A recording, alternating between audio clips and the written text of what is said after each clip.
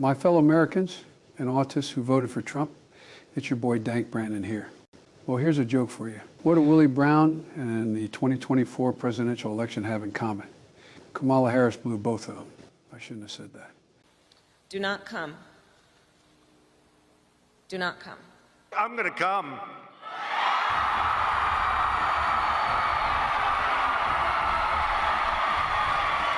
I'm sorry. No, no, no, no, no. Why?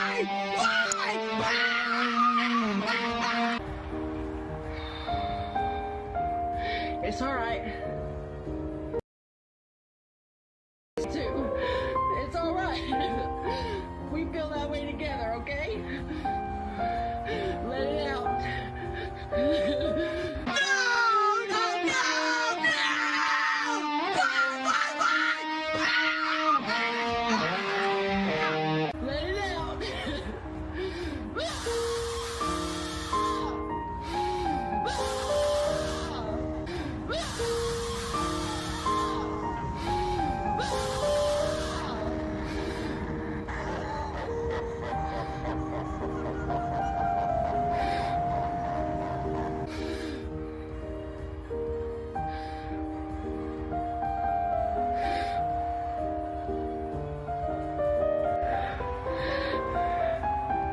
Oh, Jesus Christ! I'm so pissed off!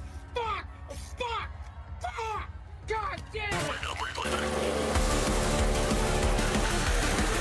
Excuse me, it's ma'am. It is ma'am. EBTs and above. EBTs and above. Kaya, please just fucking go, but just stop.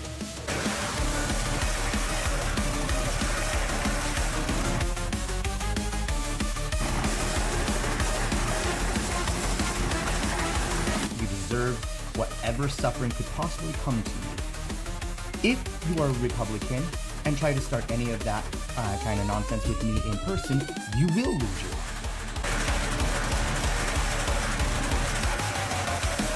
And just now, Elon Musk did a German World War II salute.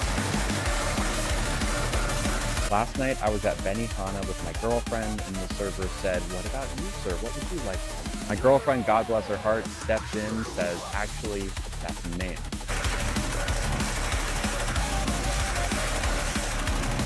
Good writing, Diane. It's a lot like a great cup of coffee. When it's made right, it just warms you from the inside out.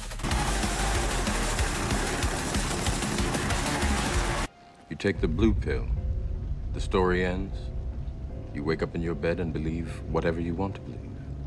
You take the red pill. You stay in Wonderland. And I show you how deep the rabbit hole goes.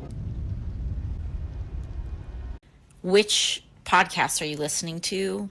Which accounts are you subscribing to? I'm interested, like genuinely. We'll give you a moment to do some introductions, but before we do that, guys, hoist them if you got them. Let's give a toast to the inauguration of our 47th president. In fact, what may soon become the God Emperor, Donald J. Trump. Throw him back, gang. Cheers. Cheers. Cheers. Yeah. Sorry about you being Canadian, Vec. Silent Hill F was made for women. That's why Airbag likes it so much. True. And I see you, Hypno. Hypno says that's gay. Smash JT. What the fuck? I mean, it's sleeping with McDuggan's body pillow. Is it, look. This is the way I think about McDuggan's. Is I'm straight, but sometimes in Dragon Age Inquisition, I got in a relationship with one of the male characters. If you turn the lights off, you don't know what kind of hole it is. It doesn't matter. You just shut the lights off, and everyone's the same. True. I think Jay just got a clip right there. Well, Jay, she's a prized urinalist. Oh, is she? Well, I mean, she hasn't won any awards, but she's been nominated. So... Oh, like Yote. Mm-hmm. Perfect. Yes. Perfect. She's the Yote of journalism. Of journalism, indeed. Woke, gay, and doesn't win shit. Excellent. Anyway, thank you, Destructive Disc, by the way. I appreciate you. And I appreciate everybody.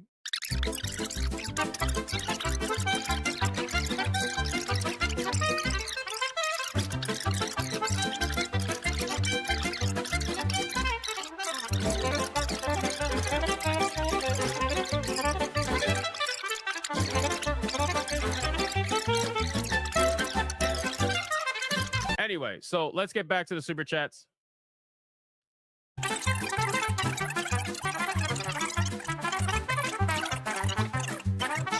So let me see. We got JayViper with a 2. I never.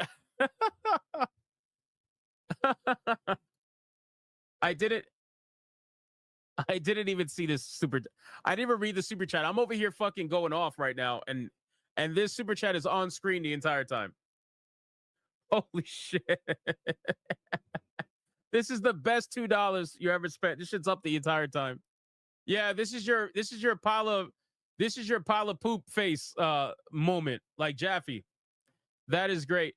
People are rising up, the legends here tonight. Crowd going wild under bright pixel lights. His blue eyes are glowing and he's always ready to fight. He's got the killer skills to make the woke completely combust in flames. Throws down the hard truth bombs they hate, but the base trust his game. Keeper, commander, relieve mouse clicks precise in his command. He plays the field like a pro and leaves every opponent on reprimand.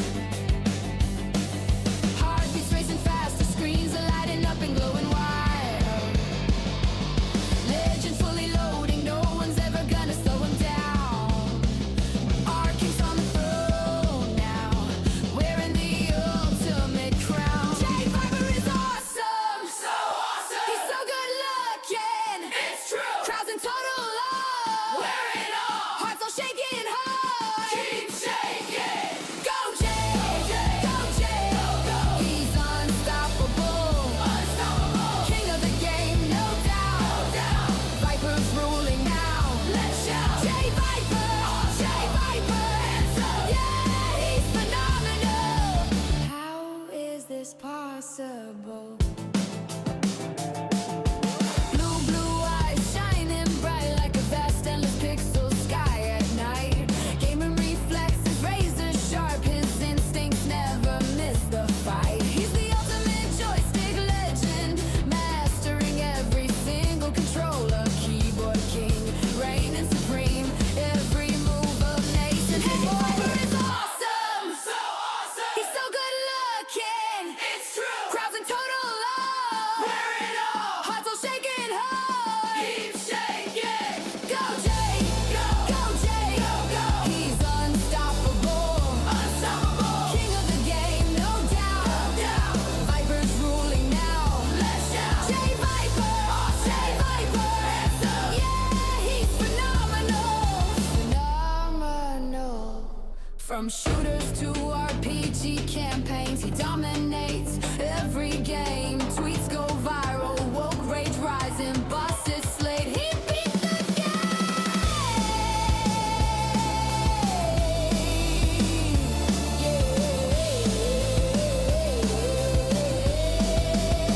JayViper is awesome, it's so true. He's so good looking, we love him. Crowds in total love, he's so fine. Hearts all shaking hard, we're quaking. Go Jay, let's go. He's unstoppable, no stopping him. King of the game, no doubt, no doubt. Viper's ruling now, we near. JayViper, JayViper, JayViper, JayViper. JayViper is so freaking awesome.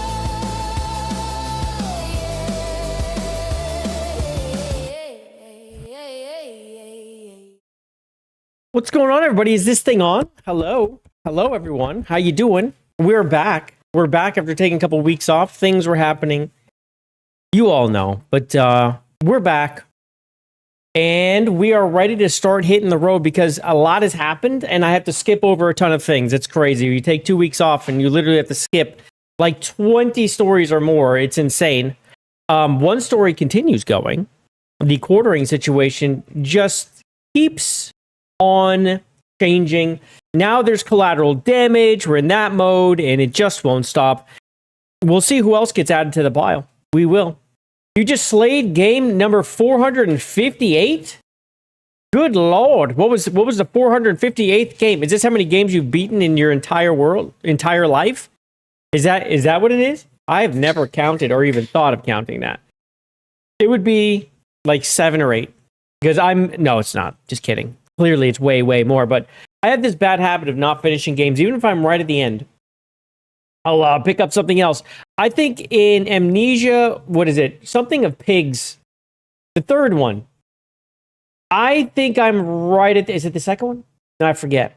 Now I forget. I was right at the end. I'm at the end. And I've never finished the game. I think I have 5 minutes left in the game. I'm not kidding. I'm right there. But I had to end the stream and I never went back because I had so little to finish. I'm like, I'm not going to have a stream for this. But then I just never finished it. That is what it is. It do be that way sometimes. Yes, it do. How is everyone doing though? Has anyone, been keeping up with all the situations? Because there's been a lot. It has been constant. I was at least thoroughly entertained when I did go on X and see all the things that were going on. It was an avalanche of stuff. I kind of am going back on the quartering stuff a little bit. We're going to do a little catch up later on, and it's for me as much as it is for you. We of course are going to be talking about the evil Gamergate ladies who are back. It's sort of back, kind of never went away. Sneaky, snaky bullshit. They're here. We're going to talk about them. I want to review Gamergate too because there's so much misinformation out there. We're going to go ahead and we're going to read off a few things just to kind of refresh our memories because a lot happened back then. There's a lot going on. Yes, Chrissy Mayer too. She's on the thumbnail. We got Chrissy, we got Melanie, Anita, Zoe, and of course the giant cuck himself, the quartering. He is there. He is there. He has a stable of women underneath him, but we all know he's not dealing with any of them. It's always other men. Because that's just how it is for him. It's just how it is. Good for him, I guess. He likes to watch. He's in the perfect situation collecting women that he will never touch. It's fine. I think that will work out good. Even though he wants to, but he also likes watching. I don't know. I don't fucking understand this guy. I don't know what's going on. I do want to give a special shout out to Roadkill over there on Rumble and Aloof Liberty on Kick. I see you guys keeping those places alive. Let's keep those. If anyone wants, open up a second tab, get the Kick and Rumbles going. We need to just get a little viewership to be found. Stick around over here on YouTube, though. This is the main, but if we could just start building it up, if you could open a second tab, just be over there, say something once in a while, it'd be amazing. I've got all the windows. We've got all the windows. But in order to build, we must reach. In order to reach, we need numbers. That's the only way those things work. So to get numbers, it means second tabs for you guys, yeah. If you could. If you can't, you can't. I understand. If you're on mobile, it's absolutely impossible. You can't do it. And if you can't do it, you can't do it. Well, let's say hello to the people in the stream because we got Raya numero uno showed up first. I did make this stream yesterday, so it's also possible that some comments went away because I swear I saw some yesterday. Now they're gone, but they only last like a certain amount of time before they get wiped. So I made it nice and early because I was like, just to make sure people saw it. If they followed me, they could turn on notifications. So just give them a chance. At least give them a chance. Give myself a chance to find the stream. Fuck. I didn't remember how to do it. I literally took 2 weeks off. And I came over and I was like, I don't remember what to do. I literally data dumped my entire streaming life.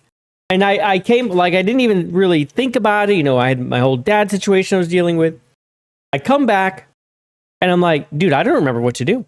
So I'm like, well, I have to make a thumbnail. So let's get that. Let's figure out, oh yeah, that's right. I have to get the topics. I'm like, all right. And I had to build the quartering one because it's It's insane. And we're not even going over all of it. We can't even react to enough stuff because there's just so many things. This would be a 7-hour stream easily. Easily. And shout out also to Kino Casino for what, an 11-hour stream or something on Monday? I went to sleep. I was exhausted. I went to sleep after I'd listened to it for like an hour and a half, maybe 2 hours. I went to sleep, woke up the next morning to get the kids ready. I'm like, all right, let me go see what they talked about. Let me go catch up to where I was. They were still live, bro. They were still live, and they were live for a few more hours. I was like, God. Oh, man. Yeah, it was so funny because they were saying that they were shaking, like, because that's what happens. You get tired, your body's like, I want to sleep. It'll start doing this. Like, they were shaking. I think it was Andy who said he was shaking, and then freaking Ashton was like, dude, I'm running out of gas. Like, you guys go to sleep. And they're like, are we gonna do one tomorrow? And they're like, today? No. No. So yeah, that was pretty crazy. That was a long stream, and they didn't get through everything. They were like, damn, we didn't get through everything. No, they did not. But yes, shout out to Rayesh. Good to see you. We got Toasty with a Mosty in here, throwing up the purple hands. Thank you very much, Toasty. I appreciate you. Oh, I do have this too. I am back. It's true. We are on a 29 stream streak hitting tier 1. If anyone wants, if you feel up to it, it'd be amazing if you re-upped. If you would, you can re-up your membership. You can throw some super chats. Let's see if we can get to tier 1 and make it 30 stream streak. We are 1 away from 30. The previous high was 10. We've blown it away. If you can, that would be amazing. If you can't, I get it, but it would be really great. I see EB Dev over there on Kick as well. Good to see you. And on Rumble. Look at you. Thank you very much. Thank you for spreading yourself around. Just like Quartering's wife. That's pretty impressive. Roadkill is here saying, I'm taking my shirt off for this one. I need pics to prove it because I absolutely goddamn demand it. Aloof Liberty is here. What's up, my friend? I see you. White Wolf Heathen saying Chrissy Meyer is going to hump the desk to assert her authority over Brittany. Oh, she has no authority over Brittany. Brittany, hold on. Hold on. I watched that stream. I watched the Chrissy Meyer stream live. I was on Toasty's stream when we watched it. There will be no dominance from Chrissy Meyer over Brittany, dude. Brittany has her shit together. It was so great because when Chrissy was doing her breakdown in the beginning, her non-apology bullshit statement, I kept saying things because on Toasty's stream, I'm like, yeah, but this. And then Brittany comes on. I didn't know she was coming on. I was like, oh, great. She literally said every single thing I wanted to say. Like, she's knee deep in it. She's dealing with it, but every single thing that I wanted to say, she said. And she kept hitting her with shit. I was like, she absolutely held it together. I thought she did a great job. King Alucard is here with a raid. Thank you very much for the raid, my friend. I appreciate you. That is awesome. Appreciate that. Welcome to you and the raiders from King Alucard. And if anyone else out here does not follow King Alucard, give him a follow. Show him some love. And, well, he does gaming streams, so if you like games, he plays all sorts of games. And he plays them like start to finish from what I've seen. Start to finish. So he starts one, he's going to finish. So if you like to watch games be completed, that's one as well. Speaking of games being completed, slay every game. He beats every goddamn game. He slays it. Check him out as well. Mr. Rumble over there. Check him out on Rumble. Who else? Let me scroll. Oh, it's doing the thing. Don't you dare skip people. Don't you dare. Where we go? Well, I'm going to try to say this one. But we got Vinzingarak, Takuaka, the Sweeb P. Saying, I'm still following the quartering situation. I think we all are. It's hard not to. It's literally everywhere around us. We have Ivy the EB is here as well. Jeremy the Cuckering. Yes, indeed. He is seriously an issue and he has issues. Killer J is here as well, saying wieners. I appreciate that. I like that. Bulls on parade around the quartering. Yeah, he's a fan of the Bulls. There's a reason I put a bull on his cap. Although you can't see it in this thumbnail, but there's a bull on his cap. It says bull also. It's an Easter egg. If you pick it out, you're pretty great. Nobody is here. What's up, guy? Good to see you. Thank you for hanging on in there. How are you doing, bud? How are things? Hopefully phenomenal. Yes, aloof. I feel the same way. Although I'm not going to say the things Jeremy said because that would be wrong. Because that's not how I feel. We are a very sophisticated audience, it's true. It is. It absolutely is. So, speaking of sophistication. Oh, well, there she is. Look at this. Toasty, speaking of sophistication, Toasty pops up at the exact right time, throwing the hands in there. And don't forget to vote in the poll, ladies and gentlemen. We really need to know how you feel in the poll. Who's worse? We've got Anita Sarkeesian. We've got Zoe Quinn. Literal demons, or it's a three-way tie. Make sure you read through all of them. Make sure you pick the right one that's right for you. Make your voice heard. Let yourself be seen. It would be amazing. You do got tabs, Ivy. You got tabs. I see him, man. Look at him. Look at this guy. He's tabbing all over the place. This is professional as shit. This is a professional tabber. This is a professional tabber right here. Graveyard shifts are an adjustment. Well, sometimes graveyard shifts pay more though, which is always nice. Hopefully you got one of those where you get the additional hours. You know what I'm saying? But with that, I'm gonna click the correct button. I'm impressed with myself already. We're gonna click the correct button, and we're gonna go over here. I did it right. I was really worried I wouldn't. Now we'll see if I click this one right. Yes, I did. I did it. God, I'm so good at this. It's amazing. Okay. So, where's the waitress in the poll? Oh, I thought about it. But you know what? I put literal demons. You know what I'm saying? That's pretty much her spot. Literal demons. Yeah, she's right there. It really includes so many people when you think about it, nobody. Really, when you think about it, it includes so many people. Well, I gotta make sure my oh, it is good. I thought I messed up my Rumble chat, but no, it's perfect. It's perfect. Wonderful. Okay, let's zoom in. Ladies and gentlemen, something happened the other day where Lords of the Fallen posted that they have, to our 8 million lamp bearers, thank you, together we shall conquer the darkness. 8 million players. Now, when I saw this, I remembered on one of my most recent streams in March that they had just posted, well, they didn't, but the CEO posted 2.5 million copies sold. And you know how we always talk about this whole players versus copies sold and how there could be a really big difference there, and how we just don't buy this freaking players bullshit because it can be from anywhere. Look at the difference in 1 month, okay? They did not sell all these copies, okay? They probably sold some. They sold some. I wouldn't say they even sold 500,000.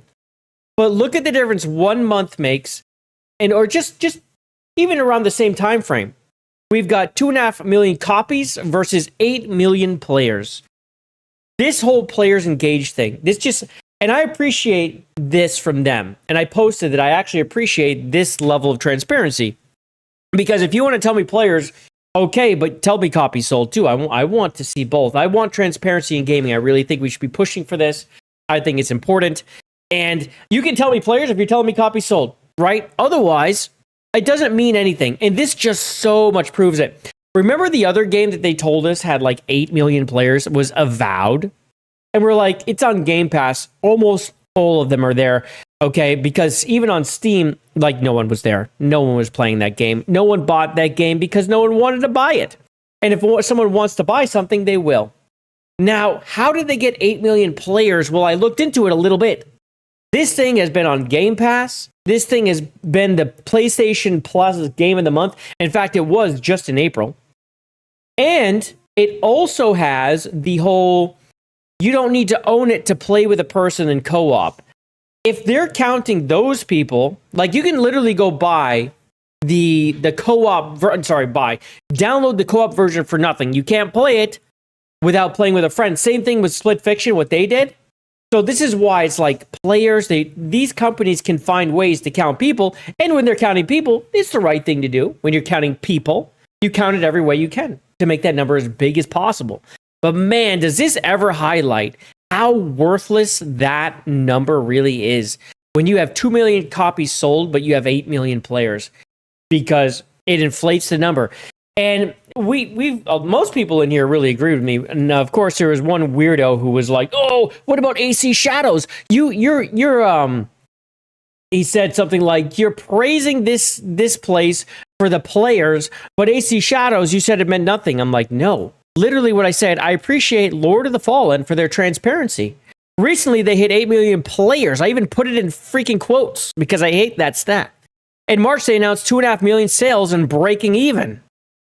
It truly highlights how players can be abused by companies who refuse to talk sales. Just look at the difference here. I can totally appreciate it when companies tell us both, which is exactly what I just said. We should keep pushing for more transparency in gaming, because right here, when Merrick posted this, he said 2.5 million. As the end of February 2026, the game has broken even.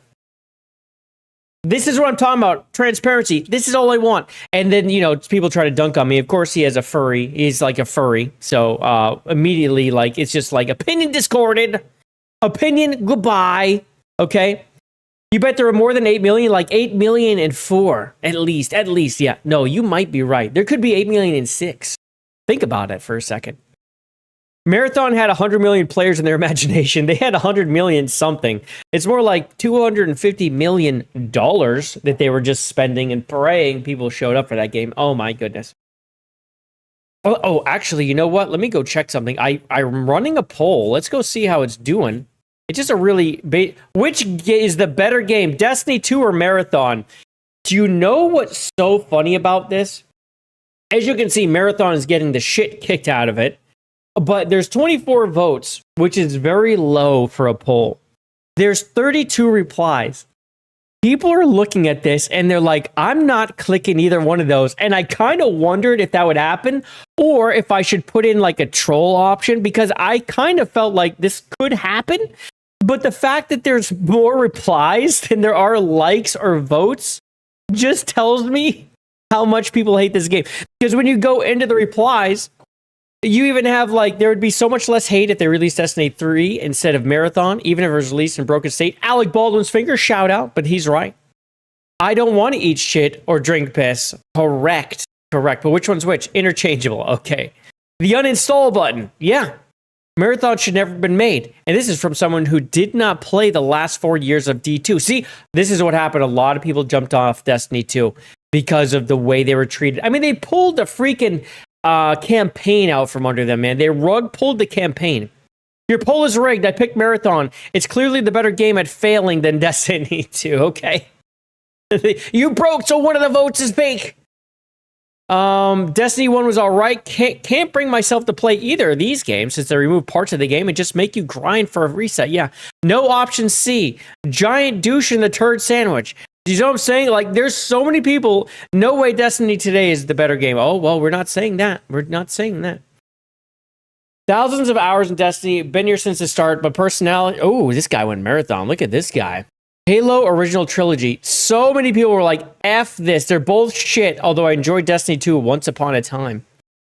There's so many people didn't even vote. More people replied than voted. That's crazy for a poll. That's crazy. That's how bad these games are viewed right now by the public. They want nothing to do with it. You quit playing D2 because it sucks. Even you think D2 is a better game. Yeah, so I do feel like a lot of people do feel that way, where they're like, I don't like Destiny 2 anymore, especially when it became, right? It really did become just a grind fest. And the way the grinding works and compared to Destiny 1 is it's just terrible. They really just made it to try to keep you on instead of actually having a good game to play. It was pretty clear. I actually watched a recent video by Clinic. If anyone follows him, he's great. You should definitely check him out. He's a friend of Smash's and pretty good dude. But he actually had a video that he made that was about Destiny 2 and Destiny and compared them. It was really good because this guy was a Destiny player, 1 and 2. He's one of those people who got just played Destiny 2 a lot because it was the next Destiny, but how much better Destiny 1 is than 2. And he went back and started playing Destiny 1 again. He was like, oh my God, it's fun. It's it's actually fun. Yeah, that's because they knew how to make games back then. And they were made for a purpose of fun, not to just keep you in the game to grind. man, I really would like to see games get away from that. Like, look at how great Expedition 33 was. It wasn't there. You didn't have to grind and grind and grind to find enjoyment. It was just a great game. Crimson Desert's another one where you don't have to grind. You just play. You actually just find yourself getting lost in that game for hours, just doing quests, fighting things, going up to the next closest thing that's red that you're like, I'm going to go beat the hell out of these guys and win this area back. Like, these games just get it. They just get it. It's not about keeping you there. It's about the enjoying the time that you spend with it. And with Crimson Desert, there's a lot of time to spend. And honestly, Expedition 33 was quite a bit of time. And then the NG Plus that they had, I really enjoy the way they did it. I have to go back and play it some more because I'm like not even a quarter of the way through with that one. But the way they did it, I really liked it. So most people like yourself quit with Witch Queen. Yeah, Witch Queen expansion absolutely destroyed that game. I think people played for about 2 weeks and then just left because they were like, this game's done. Yeah, this game's done. You sent me leftover thumbnails. Leftover thumbnails? Wait, what? Let me go see. Hold on. Let me go see what he's talking about. Leftover thumbnails. Hold on. It's going to load. I haven't opened this over on this computer. There's all these. It's loading. Oh my God. What is this? What are these? The mixtape one. I saw you post this earlier. I was like, God damn. How are these left over? I'm confused. Who is this? Oh, Ventian. What is this? What the hell? That's a bull. Is that Jeremy in a fox suit? Okay. Interesting. Okay, thank you. Thank you. Shout out. The expansion was good. It was the supposed support. Yeah, so that's, I think, like after 2 weeks, people just bounced from that game. Thank you, nobody. I'll check those out. Let me know what I'm supposed to do with those. I don't pay you enough to keep spamming? I don't. I don't pay you anything. That's the cool part about this Aloof Liberty. But I appreciate when you do spam a little. A little bit. You sent me leftover Cheesecake Factory. Now we're talking. As long as it's not actual cheesecake, because I actually hate it. I can't stand cheesecake at all. It's the worst. It's absolutely gross. I can't stand it. It's way too sweet. So now that we spent all that time on this, let's go look and see how Marathon's doing. Guys, it's been 2 weeks. It's been 2 weeks since I get to talk about Marathon. I'm so excited. Oh my God. I bet it's had a major comeback. It's at 10,010 people right now. Wait. Okay, let's go see where we are here. So today's Wednesday. My goodness. My goodness. It's at 10,000. My goodness. This is something, isn't it? This is really something. Let's go to 1 month view. Dude, look at this, man. Holy crap. Holy crap, dudes. It's just still going down. It's just still going down. This is insane. Oh my goodness. So okay, so this is our Thursday, Friday, Saturday, and the Sunday drop off is insane. Although I understand that the cryo closes early on Sunday, it's like they aren't even there for that. Dude, it barely passed 15,000 this weekend. There's Saturday, its best peak, it barely crossed 15,000. And you go back 2 weeks is when it was barely crossing 20,000. And I said, going before, right around here, I said, this is the weekend. It's going to hit 20,000 for the last time. And holy crap, was I right. It might have just hit 15,000 for the last time. In fact, I'm going to go out and tell you right now, ladies and gentlemen, I have absolutely breaking news.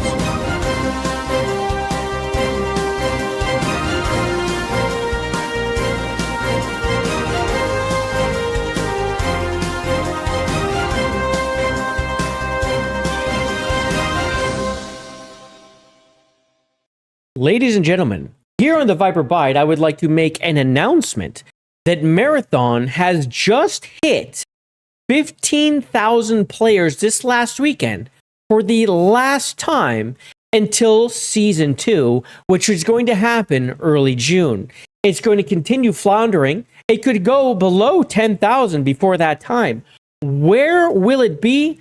Only time will tell, but we know where it's not going to be, and that's above 15,000 players. Thank you for your attention in this matter.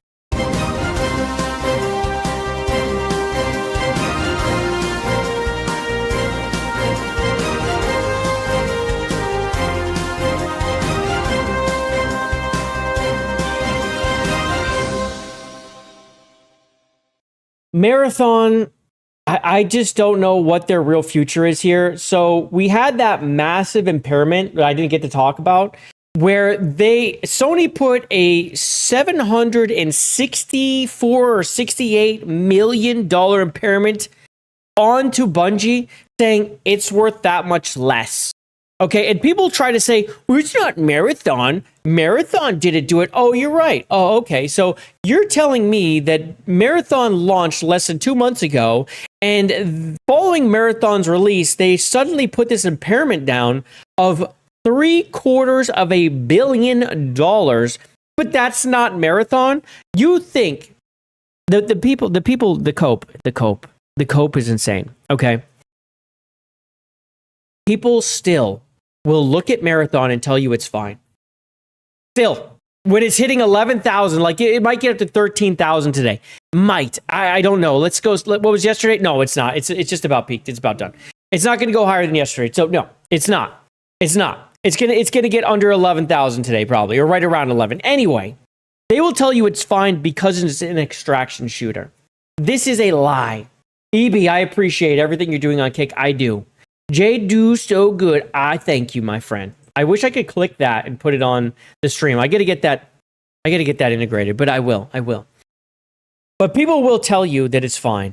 It's not fine. When you go and look, I mean, you want to compare? We can compare. Let's have fun. Let's go do it. Let's go compare some things. Okay, we got that. Hunt Showdown. How is Hunt Showdown doing? And it's been a little while, right? Maybe it's not doing so good. We're going to go add that one on there. And Arena Breakout. We'll do that one. I forget the name of that other one because it's been a while. Let's compare them. And we're going to go to 1 month.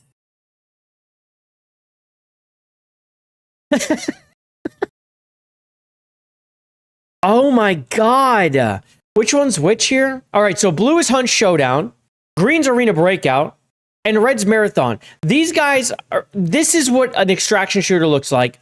30-ish thousand to 25. It kind of does like this, right? This is what a good extraction shooter looks like.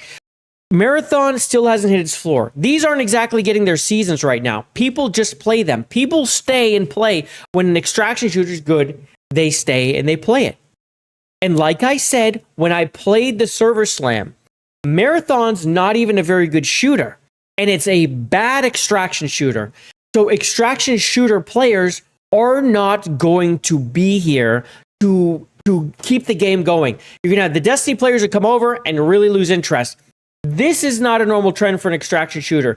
You'll see it go down slowly, and then spike up on a season, right? We'll see a season spike on Marathon, don't get me wrong, but I don't know if it's going to go past 20K.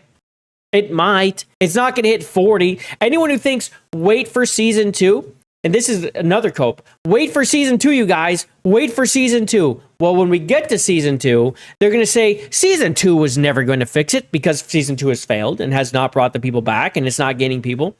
Season 2 was never going to fix it. It was never supposed to fix it. It's fine. It's an extraction shooter. That's what's coming. So everyone just get ready. We've been told, wait for Season 2, just like we were told to wait for release after Server Slam. And then when it released, they said, no, wait for the weekend. And then when that weekend came, they said, no, wait for Cryo Archive. And then the Cryo Archive came out. They said, Cryo Archive was never going to fix it. And then it all constantly bleeds players. It's not even stabilized. This is insane. It's not even stabilized. That is insane. Look how stable Hunt Showdown is. Look how stable Arena Breakout is. And it looks like it had a season here. I mean, we'll have to go look. I think it had a new season here, and then it just kind of stayed. It kind of stayed. Look at this. This isn't comparable. You cannot be real with me and tell me that Marathon's fine, bro. It's insane. It's cope. It's just cope. And here's the, here we go. $765 million impairment. That's right. I forgot I had that. My goodness. Meanwhile, a game that released since Marathon release is Pragmata. celebrating 2 million copies worldwide. you. Look at our girl here. She's so happy. She's so happy for the 2 million. Ta-da! That's us, you guys. We're you. Thanks, Diana. You're welcome. You're welcome. 2 million units for Pragmata.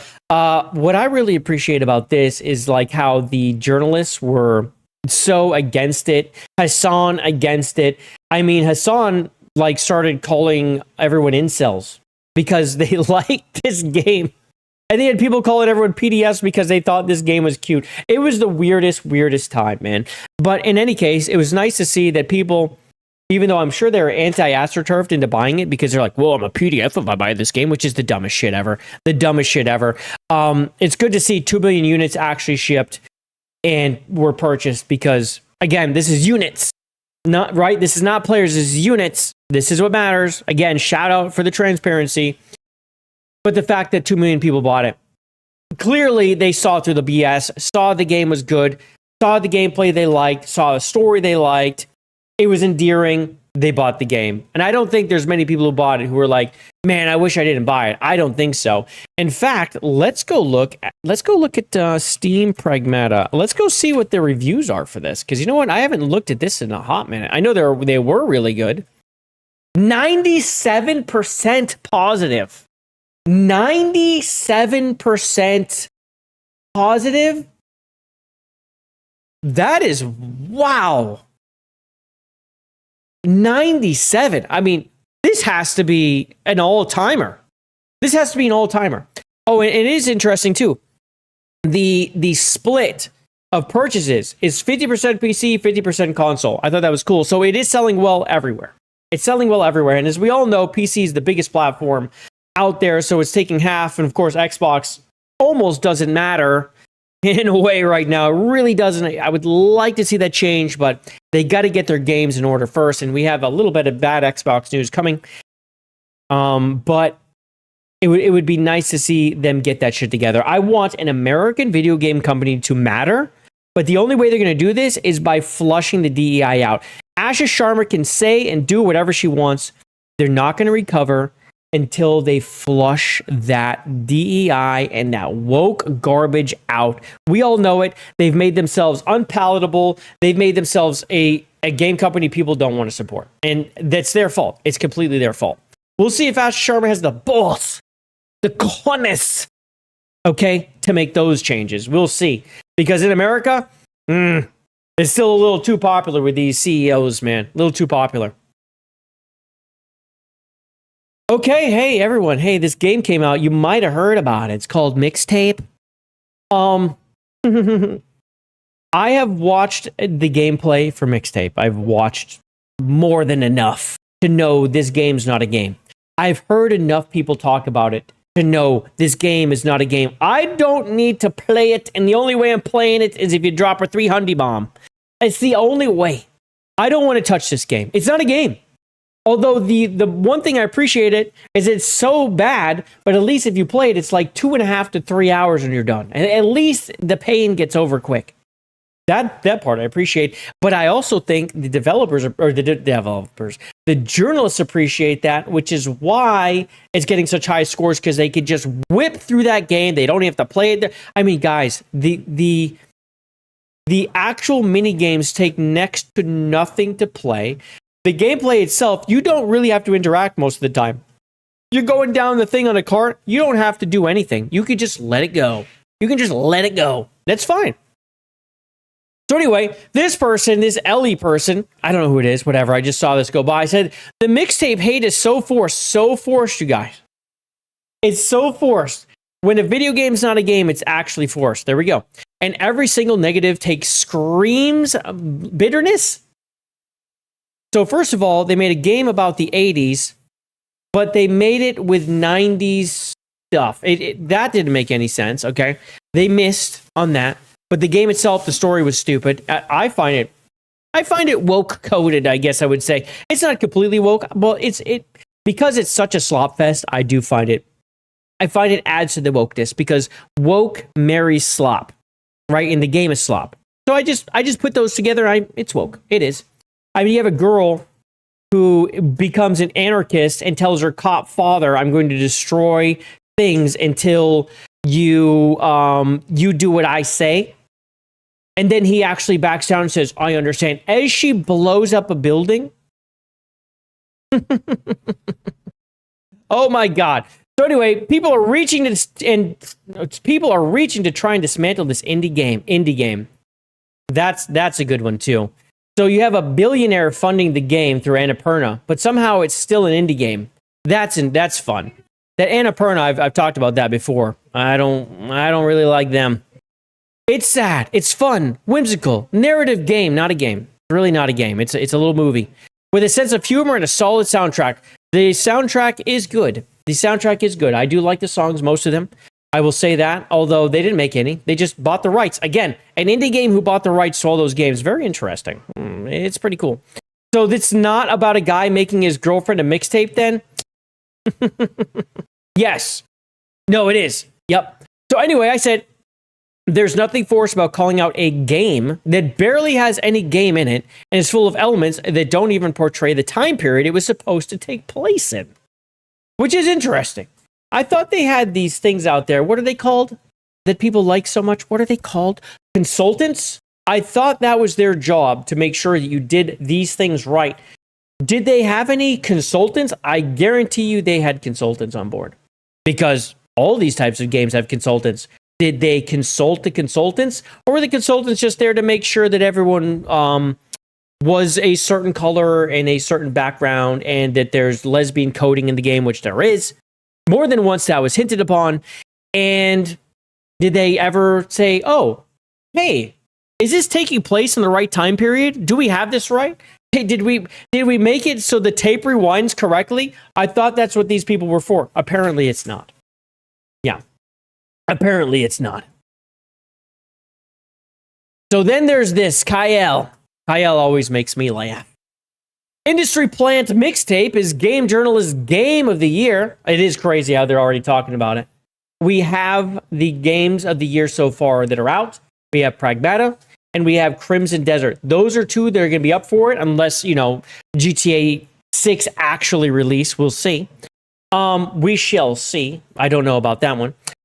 So it's supposed to be Game of the Year because it plays itself and features interactive underage intimacy. Yeah, dude. I really think that got the journalists where they like it. You had these underage kissing scene where they actually zoom in on their mouths and show their tongues, which is it's actually just filth. Like the actual scene itself isn't funny. It's gross. It's just gross. Everyone who plays it, who actually plays video games and are gamers, get in there and are like, yuck.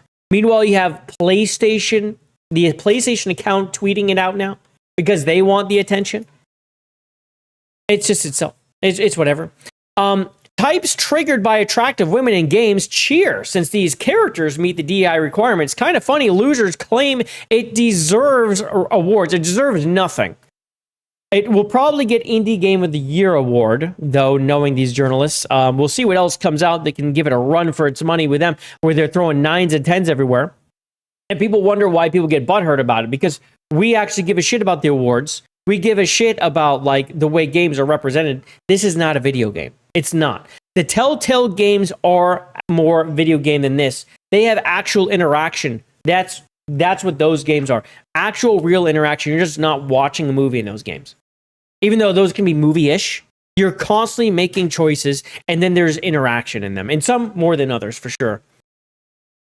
Let's watch his gameplay, shall we? I'm not touching the controller, remember. So he's not even touching the controller.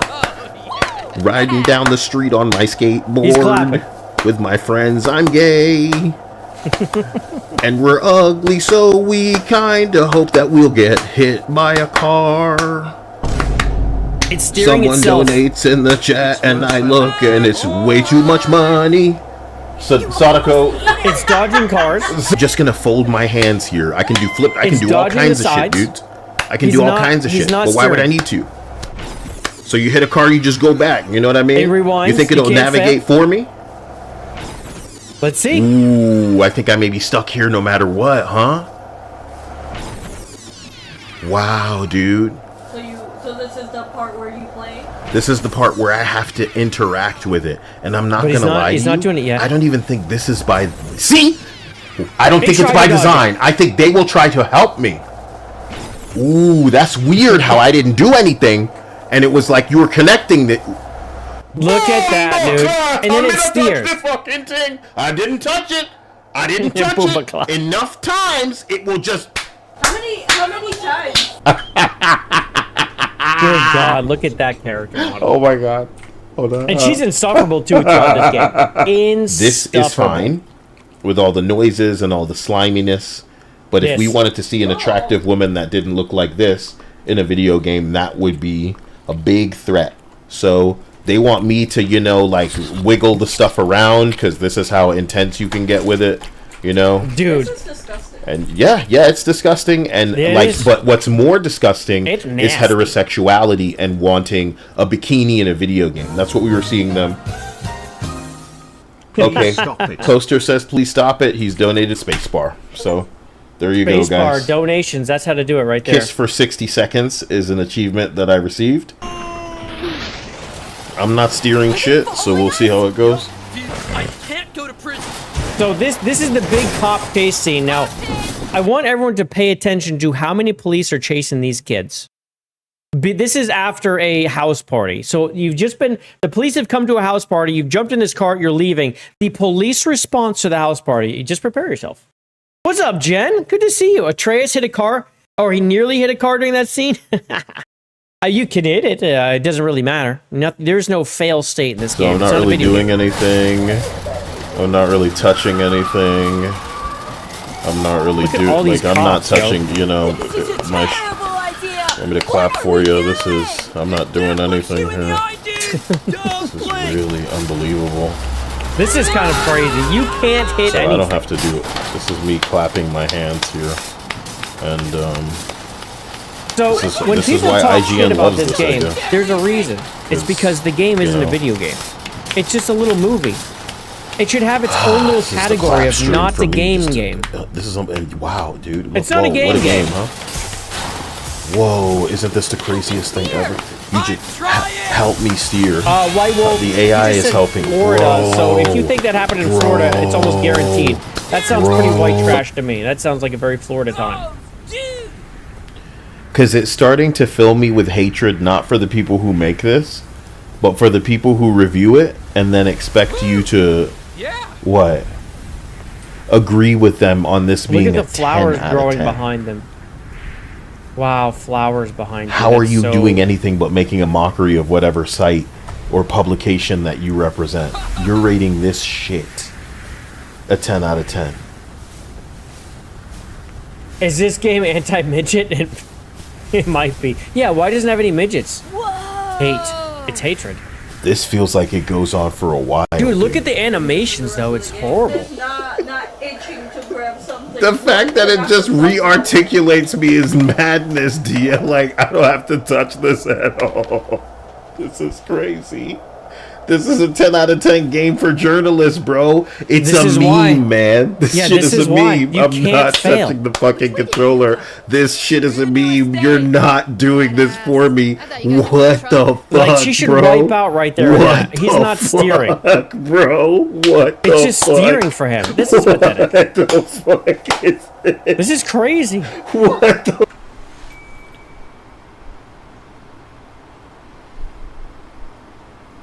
Now, when you're hitting things, is there like a chime noise happening?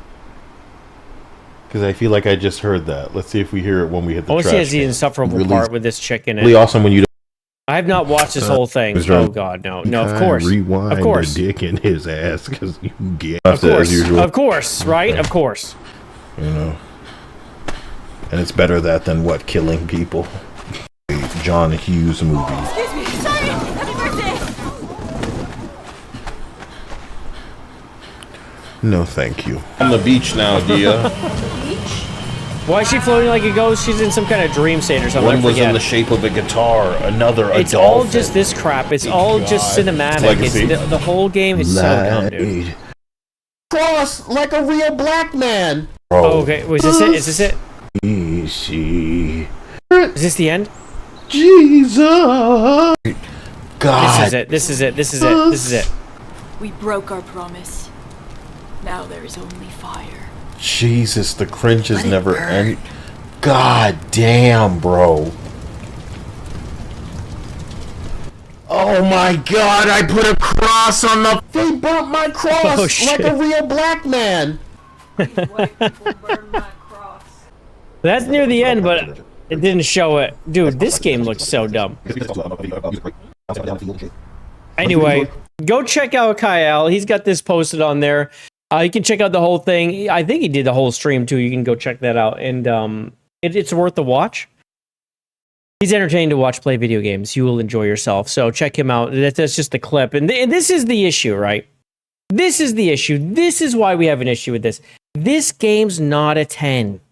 This game's not an 8. It's not a 7. Okay? It's none of those things. This game's a 5, a 4. It's not buggy, but there's no game there. There's no game. Even the mini games have no fail states. There's no scoring. Like, you can't lose the game. As you can see, you don't have to steer almost ever. Okay, almost ever. It makes you dodge the fail states.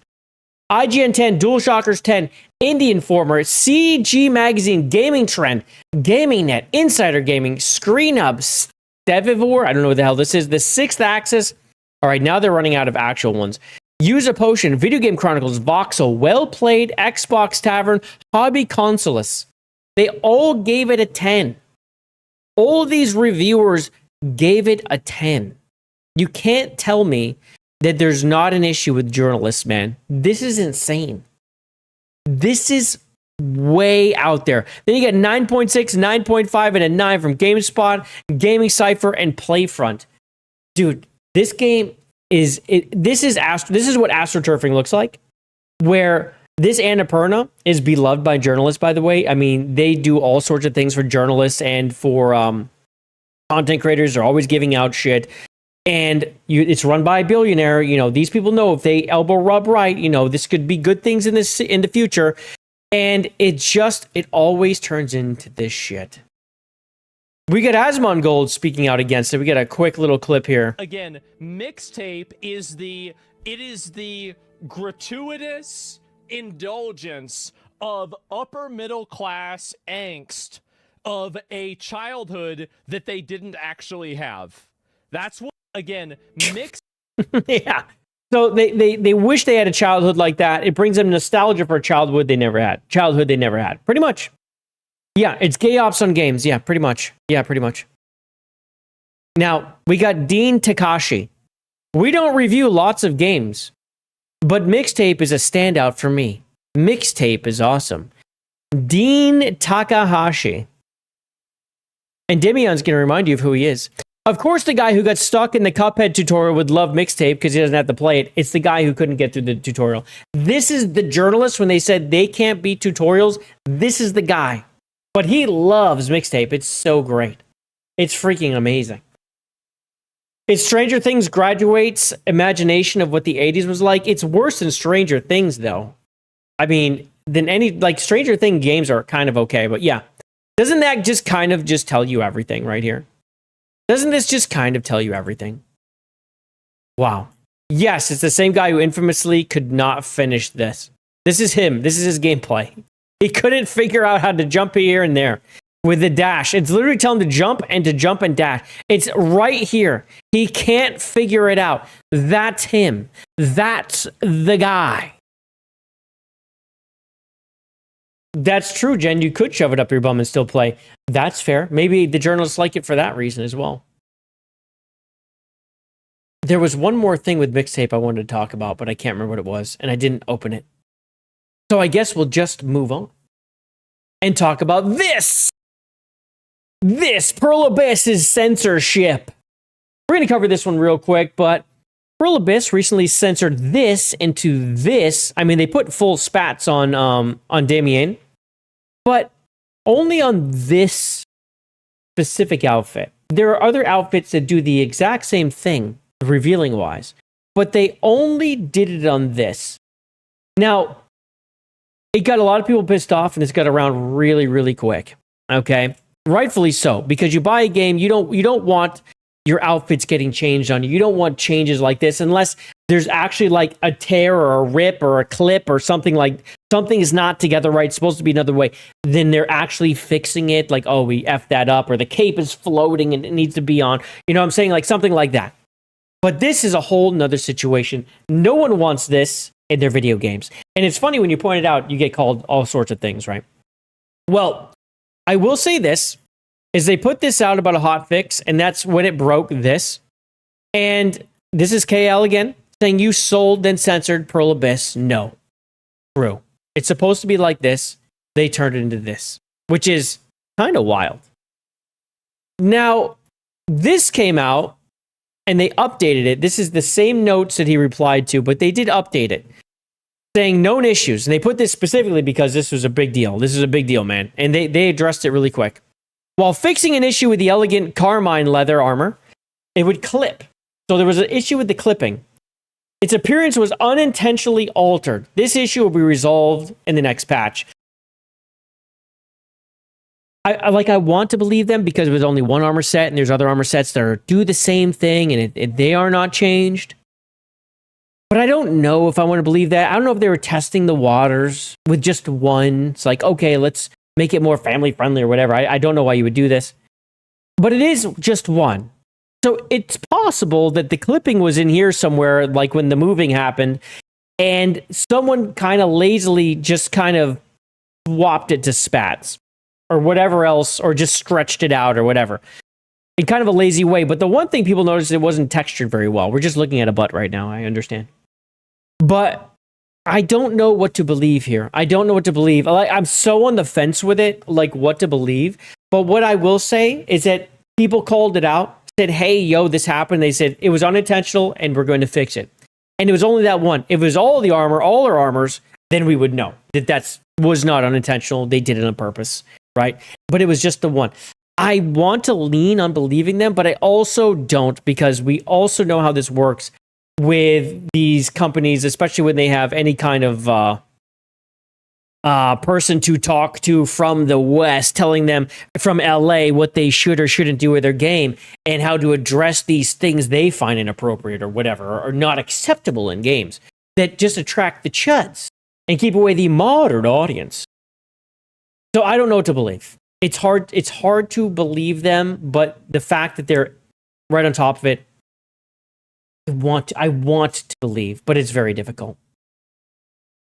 So another thing is now Crimson Desert maker Pearl Abyss, they're looking into making DLC and other ways to grow the open world action game. So now they're looking to make it bigger and bring DLC, which is something people wanted right away. They saw the world, they fell in love with the world and what you can do in the world, and they want more and more and more. And they do keep adding things. I mean, they're adding weapons, they're adding mounts, they're adding armors. They just added like some kind of like, it's like this little claw machine.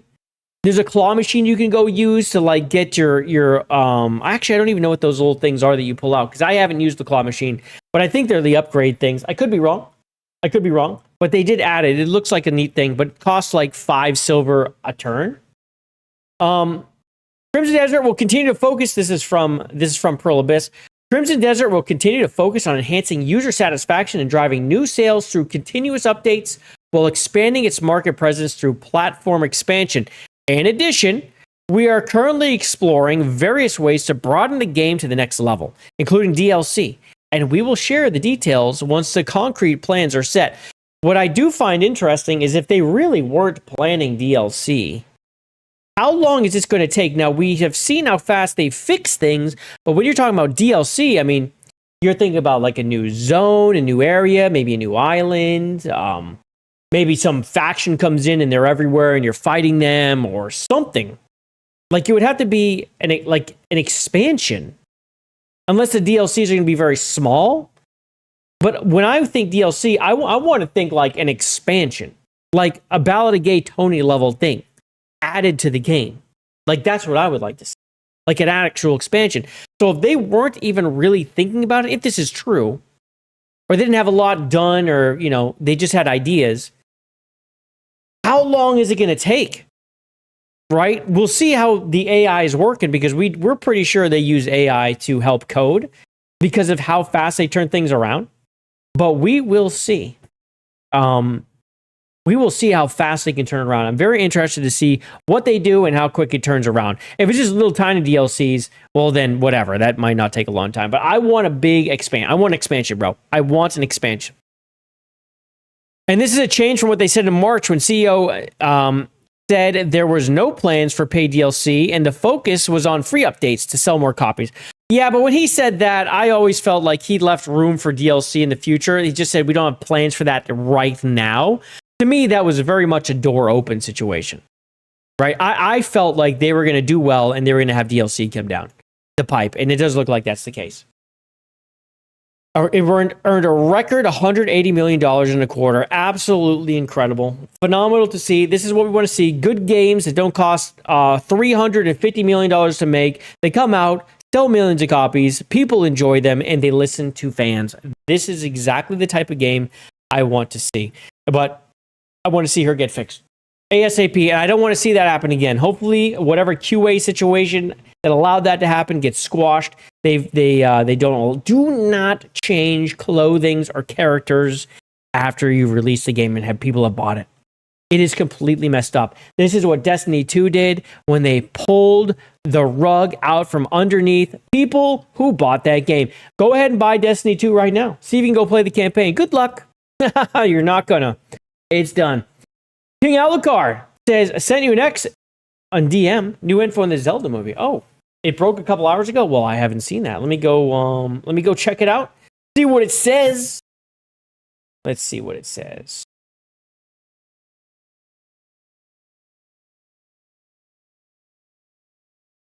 Okay. Let's bring that up right now. Let me bring that up right now, my friend. We'll just use this. We'll just use this directly, yeah.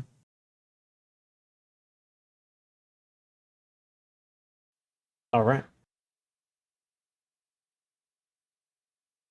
All right, from Miyamoto himself at Nintendo says, this is Miyamoto. I would like to let you know that the worldwide theatrical release date for live-action film of The Legend of Zelda has been moved up. So they've scooted up to April 30th, 2027 from May 7th. So they moved it up a week. I wonder what is coming out May 7th that would make them do this. Like, why would you do this? It's so weird. This far ahead, they're like, let's just move that up 1 week. What is 1 week? What is coming out May 7th? Anyway, the team is working hard to deliver the film to everyone as soon as possible. There's less than a year to go until release, so thank you for waiting. Okay, so we've got an April 30th, 2027 release date. You heard it here first, folks, and I meant to run this before it.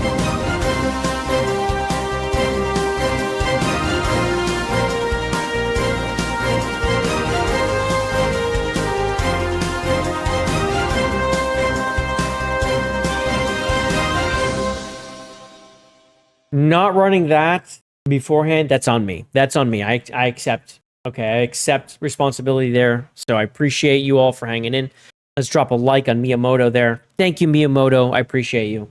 I'll see you April 30th. We'll see if they scoot it. Well, it'd be funny if they delay it a week. Like in 3 months, they delay it 1 week. Please. There's just for fun. That would just be fun. It's not like it actually matters. I want that. What's up, Roadkill? This is the way. It is the way. It's the way, my friend. Ladies and gentlemen, we are exactly $30 away from Tier 1. If anyone wants to get us there, we can play a little Pragmata. That would be incredible. But otherwise, we're starting that streak over on the day I come back from my absence. So, crushing. But if it happens, it happens. We can start over. I don't want to, but hey, I will. I will do it for you. Okay, ladies and gentlemen. Let's just talk Gamergate for a moment. There's a reason. And you all know why. Come on. You all know exactly why. But I do find, it interesting how Wikipedia has Gamergate. It's just so obvious who's in control of Wikipedia. I mean, these activists have it. They've written their explanation of it. But when Grok goes out and searches the internet about actual facts, actual timelines, how things happen, who did what was the response, the result is quite different. So we are using Grokopedia to look at Gamergate to just drop my thing. To just give us a little refresher.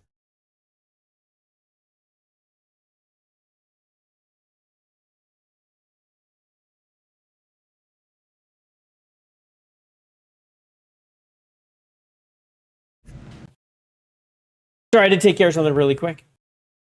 Oh shit! Well, before we get into this, I be the EB dropping a gift membership.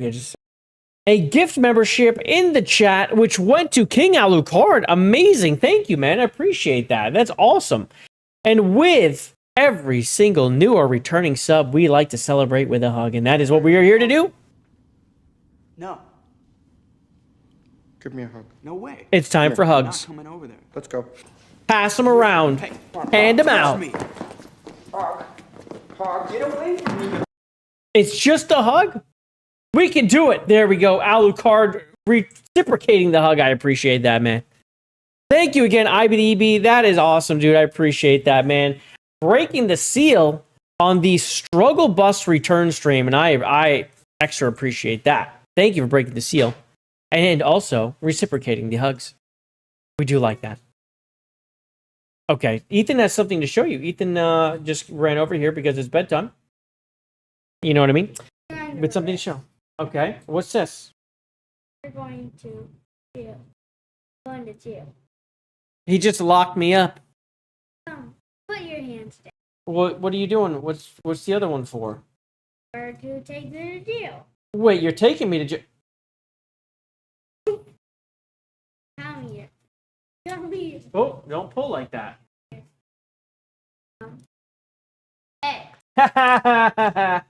I broke out, sucker. Now you're handcuffed. You tried to handcuff me to you. Oh, wait, hold on. Yeah, that's not what I'm trying to do, though. I'm trying to go like this. Like that real quick. Let me just see this. Hold on. Hold on, Ethan. Spin around. Let me see something. No. I'm gonna lock you up, dude. I'm gonna lock you up. Come on. I'm bringing you to jail, copper. Well, you gotta take me first. Ah! No! Got him! Got him!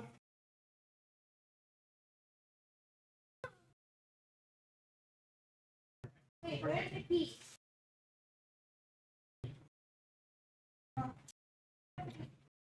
This is what we do. Put them in jail. That's right. Put them in jail. See, that's what happens when a criminal gets cuffed. They try locking up the cop. But the cop knows how to get out of it. I slipped him. I gave him a little slip, dislocated my shoulder. You didn't see that. I dislocated my shoulder. I got out of that thing, and then I flipped it around on him and cuffed him and carried him out of here. That's how it's done around this house. You kidding me? You kidding me? You trying to lock me up, man? Oh, I was born yesterday. Oh, man. Oh, Roadkill. Thank you for the shirtless hug. I appreciate you. Yes. Very much new Chud. He is a criminal. Yes. What's up, Scooby? Good to see you. Hello. Welcome. Appreciate that. Let's just talk Gamergate for a second. Now, here's how it's spelled out in Grokkapedia. Gamergate was a controversial online movement that emerged in August 2014. My guys, it's been 12 years. And we're still feeling it. It's crazy. Supporters described as primarily focused on exposing alleged conflicts of interest and lack of transparency in video game journalism. Look at this. Initiated by a blog post detailing the romantic involvement of indie developer Zoe Quinn with journalists who covered her work without disclosure. Look at how Grokkapedia just nails it right away. The controversy began when Aaron Jonji, Quinn's ex-boyfriend, published the Zoe post accusing her of infidelity with multiple individuals, including Kotaku journalist Nathan Grayson. He likes to show his face from time to time still. He is the one who runs that Aftermath Gaming. That's him, by the way. This guy's cooked. He's part of the problem. He's one of the reasons we're here in this mess. And he continues to profit off it because he is a grifter who used to, well, as we can see, infidelity with Zoe Quinn, and he was a reviewer. What a journalist. What else do we need to say? His article on Quinn's game Depression Quest omitted any mention of their prior personal contact. This revelation highlighted broader concerns about undisclosed relationships and coordinated industry practices, such as private mailing lists among journalists, which they have discords they do this in, fueling demand for ethical reforms like mandatory disclosure policies, which we do not have. The movement coalesced around Gamergate hashtag on platforms like 4chan and Twitter alongside Not Your Shield to demonstrate support for women and minorities, countering claims of a lack of diversity, where participants documented instances of alleged favoritism, perceived ideological bias, and reviews still happening to this day, and efforts to redefine gamer identity away from its core audience towards progressive themes. Ladies and gentlemen, we are living in it. We are living it. Proponents argue that favoritism towards certain developers and critics included figures like Anita Sarkeesian, whose funded critiques emphasized feminist interpretations, undermined journalistic integrity and artistic freedom in gaming. In response, some outlets faced boycotts and advertising losses, prompting temporary improvements in ethics statements, though systematic changes remained limited, if you could just say absent. I mean, we had Alyssa Mercante writing about fucking Sweet Baby Inc. And I'm sorry, but she was like this behind the scenes with them. That's her buddies. She is fronting for them. It's the exact same thing. She is the Nathan Grayson of today. And I mean, who knows what she's doing behind the scenes with others. I mean, but I wouldn't put anything past it. Look how she says that she got her job in gaming. Here's my sucker dick. That's what she said, not me. She said it. Wasn't he a Kotaku senior editor at the time? I do believe so. I do believe he was. So the movement became highly controversial, with many mainstream media outlets describing it as a misogynist harassment campaign targeting women like Quinn and Sarkeesian because that's their shield, right? This is right around Me Too. This is their shield, right? Their shield is by saying this. Oh, they're just being misogynistic. They're just targeting women. No, these women were the problem. But they weren't just targeting them. Of course, we have Nathan Grayson up here. It's not just them. They just like to say when there's women involved, you're targeting the women. No. You are not above anyone. You get the same level of scrutiny. And you will be called the proper names when you're accused, just like Nathan Grayson, who's a giant piece of shit. Let's be real. And also, of course, targeting the transgender man, Brianna Wu. While supporters disavowed harassment and pointed to isolated threats as well as positive actions like charity fundraisers. Who cares about that shit? Numerous reports documented threats and abusive behavior directed at critics. This shit went both ways because they'd write hit pieces and then people would talk about it. And then, of course, the crazies would go out and just do their thing. Of course. What's up, Zola? You're a commission artist. If you'd like to oh my God, dude. No, get out of here. You're a bot. This polarization reflected differing interpretations of events in media and academia, shaping a legacy that influenced subsequent cultural debates on online activism.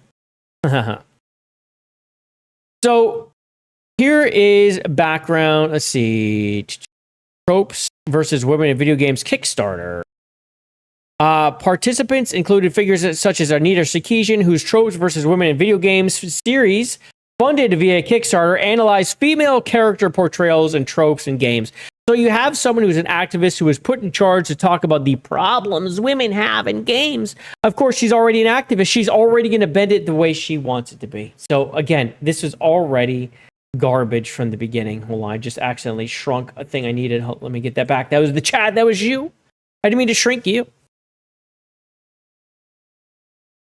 The Zoe Quinn ex-boyfriend post, Aaron Jonji. Well, hold on. Let's go find the other one.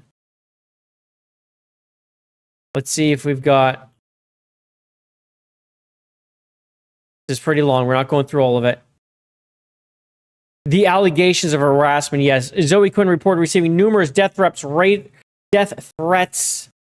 and rape threats starting August 2014, following the public posting of personal details of her ex-boyfriend on August 16th, prompting her to relocate multiple times for safety.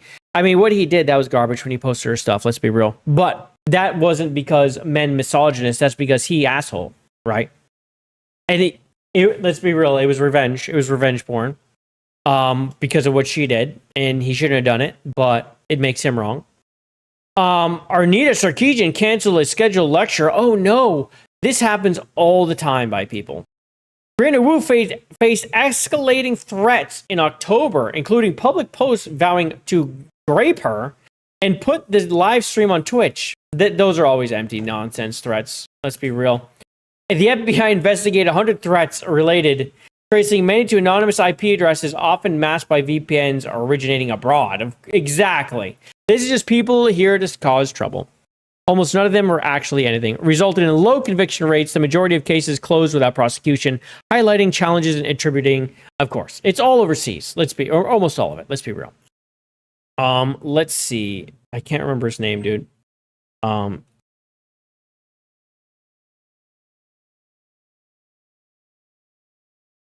No way.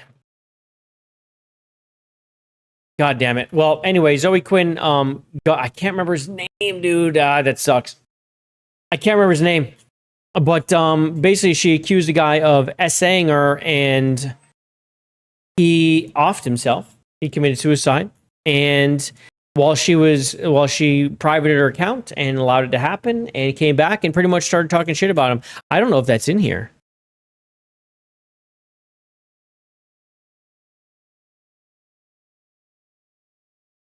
I don't know if that's in here. Influence on free speech advocacy. Gamergate controversy highlight tensions between platform moderation and user expression. We still are facing this to this day. As participants face widespread deplatforming in sites like Reddit. Well, we're getting deplatformed everywhere. Where subreddits discussing ethics debate were banned for allegedly violating policies against harassment. Meanwhile, people are just talking. So that's how it always is. And one thing we've noticed is that when that starts happening, you'll have the bad actors come in who don't want that discussion. They'll be the bad guys in some sock puppet account and get that shit shut down. That happens still to this day on Steam. What's up, Hassan Khan? How's it going, my friend? Yo to you. Yo to you. Good to see you. So anyway, now that we just got a little catch up on what Gamergate was. What's up, bud? What's up? What are these? From the Mr. Beast. Oh, is this what you got? The burger. Oh, okay. Cool. Oh. Yeah, the guy whose sister is founder of Baby Ghost. Why can't... Dude, it's bothering me. Dude, hold on. Founder... $30? This is so annoying. I can't remember the name. Holoka. Alan or Alex Holoka. Right. She got him to commit. She got him to commit it. What's up? Oh, okay.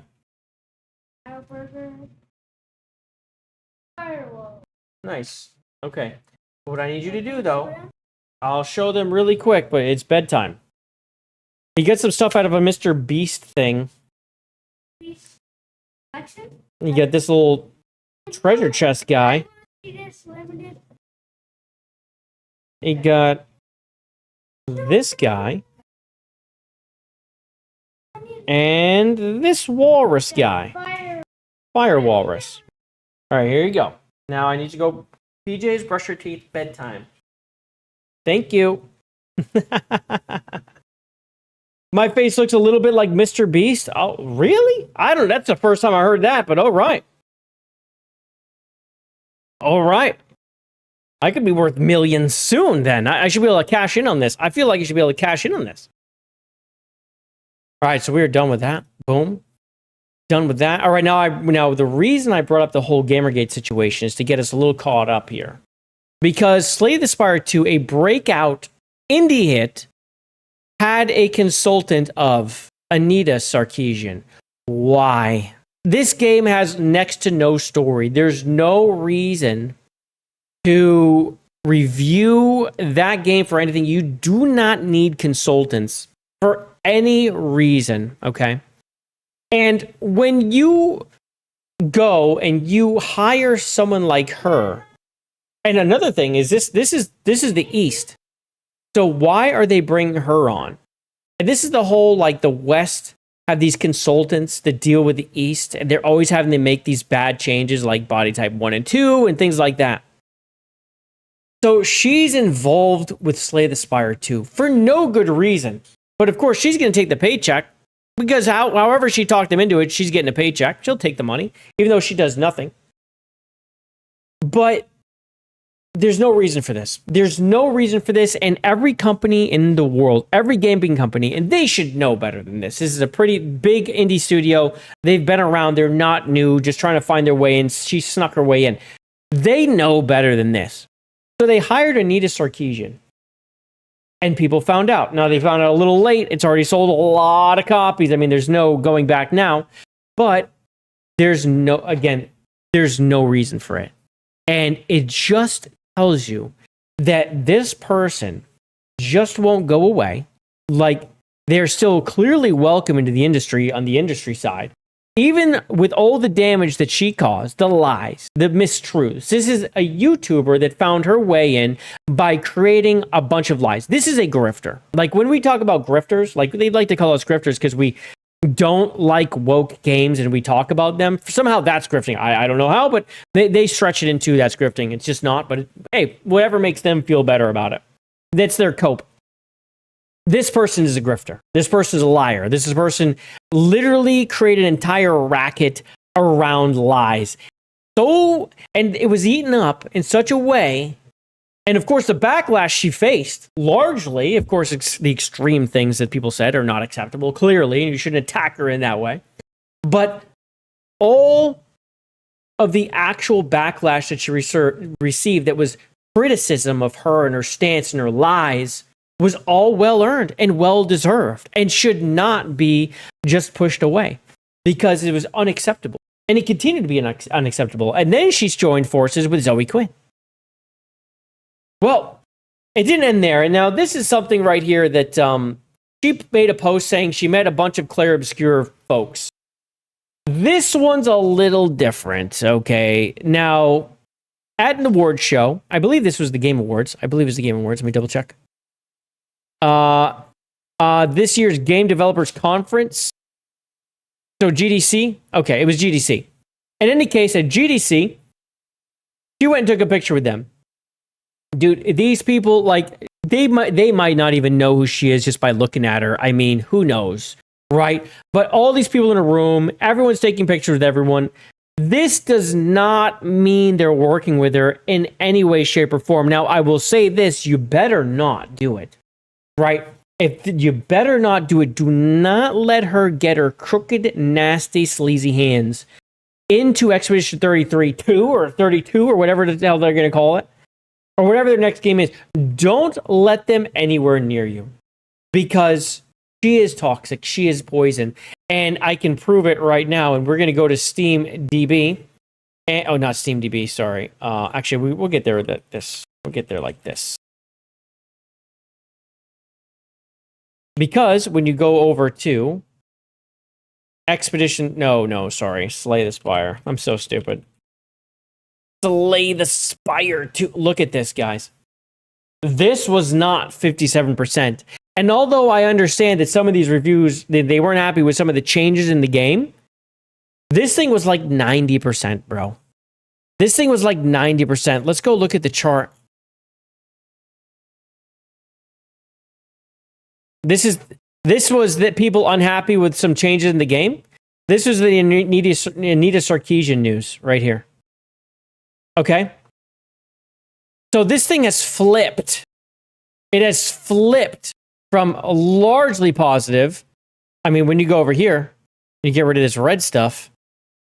I mean, look at this. Look at this. It's all fucking blue. It's all blue. So there you go. You get mixed in with her. Your game will suffer. Do not do it. There's no reason, bro. No reason. Am I a full-time streamer and do I work or do I study besides stream? I do not study. There's nothing to study except for video games. Yes. Prepare for the return of the Burger Queen Zoe. Ooh, we're going to talk about that, John. Okay, so let us talk about this. Now, everyone knows about the DEI detector, or most of you do. This is the list that Cabrutus put together that basically he started labeling these companies that worked with Sweet Baby Inc. in some form or fashion, and then it expanded to DEI, like does that the game have DEI in it? Well, recently he made a statement, right? When I decided to create the stream curator, Sweet Baby Inc. detected, my goal was to warn players about people who wanted to turn video games into tools for ideological messaging and political propaganda, which it worked phenomenally. Now, he almost lost his Steam account because people were very unhappy with him, but F them, he was doing the right thing. He was a big part of the pushback that really got things moving when people really got sick and tired of all of it. They're like, dude, this is a huge problem. Thank you. You pointed it out. And man, he helped get that movement started. And then the pushback, the backlash he got more people involved. It got Streisanded through the roof, okay? Things escalated far beyond anything I ever imagined, and today, terms like DEI are widely known across the global gaming community. We have also seen Sweet Baby Inc. become increasingly secretive. Yeah, they can't tell anyone anything anymore. They tell them something, and people are just eviscerating it. They had to sneak in to work on things. Now, instead of them being Sweet Baby Inc. worked on this, they just put the names of the people from Sweet Baby Inc. And that just happened with Winterboro. And having your game associated with Sweet Baby Inc., of course, has effectively become a badge of shame, leading to significant losses in sales of reputation among gamers. And this is what needs to happen with Anita Sarkeesian and Zoe Quinn. We will get into that. What's up, Kyle? Good to see you, man. You also do study in uni, and you and your sister run your own company since 2024. Oh, awesome. That's awesome. Hopefully your company's doing huge. Congratulations. That's great. And it's good that you do it with your sister. That's awesome to do it with family. Over the past few weeks, I've been watching the industry's movements closely, and the re-emergence of Anita Sarkeesian as a relevant figure is deeply concerning. Dude, big time. Ugh. This is someone who has already done far too much damage to the video game community with her toxic and hateful ideas. Combined with the influence she somehow still holds with the industry, it's mind-boggling that she does. She should be viewed as radioactive. Don't touch her. I see a situation very similar to what we had with Sweet Baby Inc., a malicious individual trying to use video games to spread twisted and hateful ideologies, using gaming as a vehicle for propaganda. That's why I decided to start including games connected to Anita Sarkeesian and the Sweet Baby Inc. detected curator. Good. We should do that. Now, this is going to be tough to track down, and he gets into that. We need to not only warn players that the game they are thinking about buying may be helping fund Anita's disgusting work, but also to send a clear message to the industry: we will not accept our entertainment being turned into propaganda, period. So Anita, Zoe, those two, they're hot on the list, but there's others as well that we really need to start listing. Like, these people are a problem. Like, who was the oh dude, the one that did Veilguard, bro. Weeks was a problem. That's a writer. That's someone that needs to be listed. That freaking one that worked on Concord, the professor, is a problem. Warren Bush, Andy Bush. There's one right there. It's another one. However, I cannot do this alone this time. Unlike Sweet Baby Inc., Anita Sarkeesian does not provide a ready-made list of games she has worked on through her official website. Dude, even her LinkedIn doesn't tell you. All it says is that she's working as a consultant. You have no idea who she's working with, what she's working on. It's completely secretive. She knows that you cannot tell people, or people will know. She knows what the backlash will be. Yeah. She knows. She does list clients, but not specific games, and I simply cannot spend endless hours every day tracking down and investigating these little titles anymore. Life happens, bills need to be paid, and I need to focus on work that actually brings financial return. I'm being completely honest with you here. But I need to help track down these games. Get things started. I've added Slay the Spire 2 to the Sweet Baby Inc. detected curator. Man, that's so unfortunate. But Anita Sarkeesian is credited. This is absolutely an issue. And people need to take note of this and avoid it. It sucks. If you already own it, you own it. You're duped, you're duped. I'm one of those people. I already own the game. I bought it almost right away. It's not that the game is bad. It's that you like rewarding bad behavior, right? You hired her. Are you kidding me? Like the issues we're having right now in the industry in gaming directly go back to her and her little butt buddy Zoe Quinn, both of them. So, anyways, he drops his email right here. So, if anyone out here has any tips for him, you can send it over there. info.did@protonmail.com. Only games with undeniable proof of her involvement will be added. As always, I do not want to be unfair to anyone, nor do I want to spread false information. Round 2 begins now. So shout out to him. It's a big job doing this, so I'm glad that he's doing it.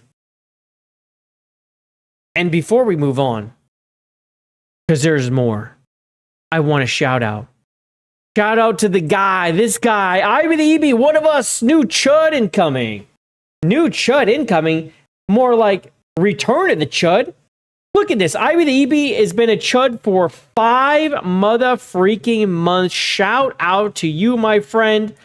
Let us all celebrate the only way we know how, and that's by giving each other hugs. Can I have a hug? Because that's what we do around here. That's right. No way. Come here. I'm not coming over there. Let's go.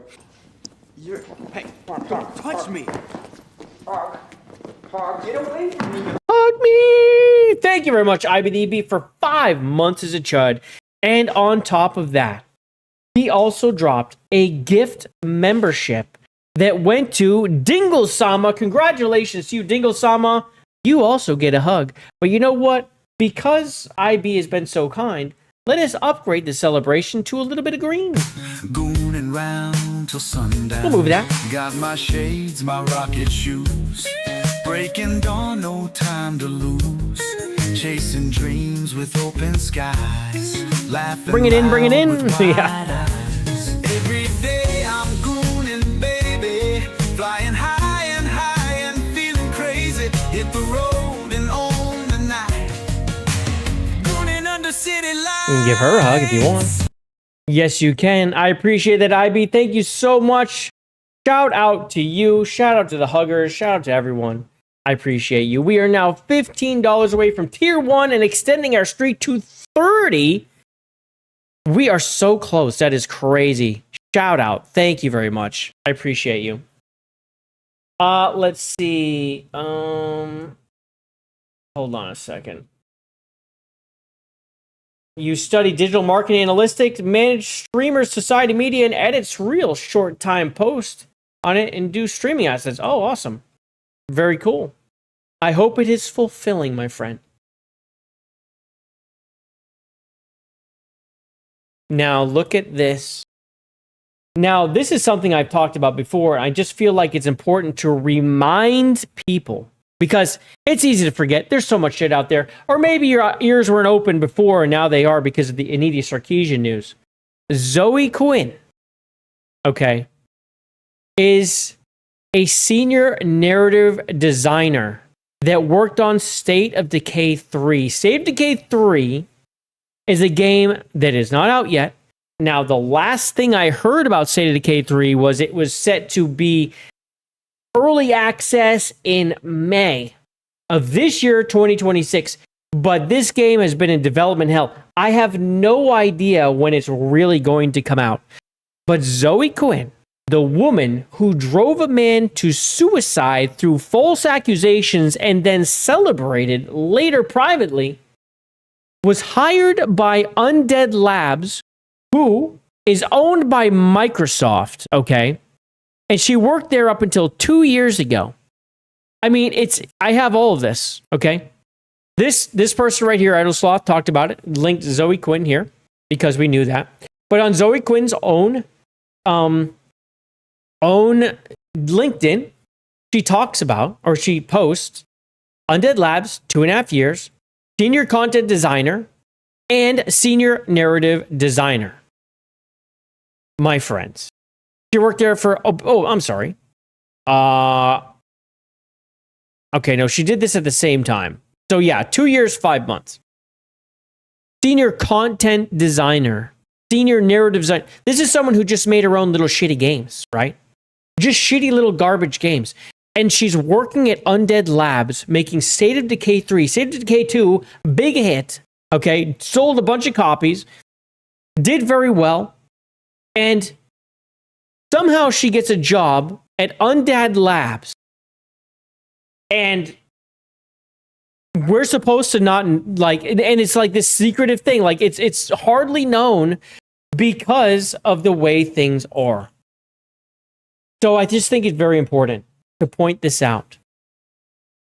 And for people to know ahead of time, so it's not like the Sarkeesian thing again with Slay the Spire 2, where we find out, 2 months after release that this happened, when someone actually finally looks at the credits and notices, and are like, oh my god, dude. I mean, I think people had talked about it before, but it never caught on. People did not notice. Like, it didn't get to the right ears. It just, that can happen sometime. But there you go. This becomes an instant pass for me. And I will tell you something. This post blew up, which makes me so happy. And it's not about the freaking views or the likes. It's about people knowing. Let this get out there. Let people know. Don't let them pull the rug or basically pull the wool over your eyes and not let you know what's happening. That Zoe Quinn is working in video games to this day. Not just working in video games, but working on State of Decay 3, this is an IP that already existed. State of Decay 2 had its things with wokeness. It did. State of Decay 3, I mean, when you go in the Steam page, and we'll go this way. Let's go State of... I believe we can find it here. Yep, State of Decay 3. When we go in the Steam page of State of Decay 3, and we go into this, and we open it, what do you see right here? My friends, like, this has her stamps all over it. And again, this is not just like a problem, like, of a bad person we don't like. This is an evil person. I mean, this is someone who drove someone to suicide. And somehow she's still working in the industry? Are we kidding ourselves? What is going on with... What is going on? At what point did Dead Labs think that this was a good idea, bro? At what point did they think this was a good idea? This is hiring your friends, giving them a paycheck, someone who's, I'm sorry, not qualified for the job. You don't need her to write in the zombie game. Okay? This is rewarding someone for bad behavior. The worst behavior. This is not just rewarding for bad behavior. This is almost enforcing the bad behavior, enforcing what she did, right?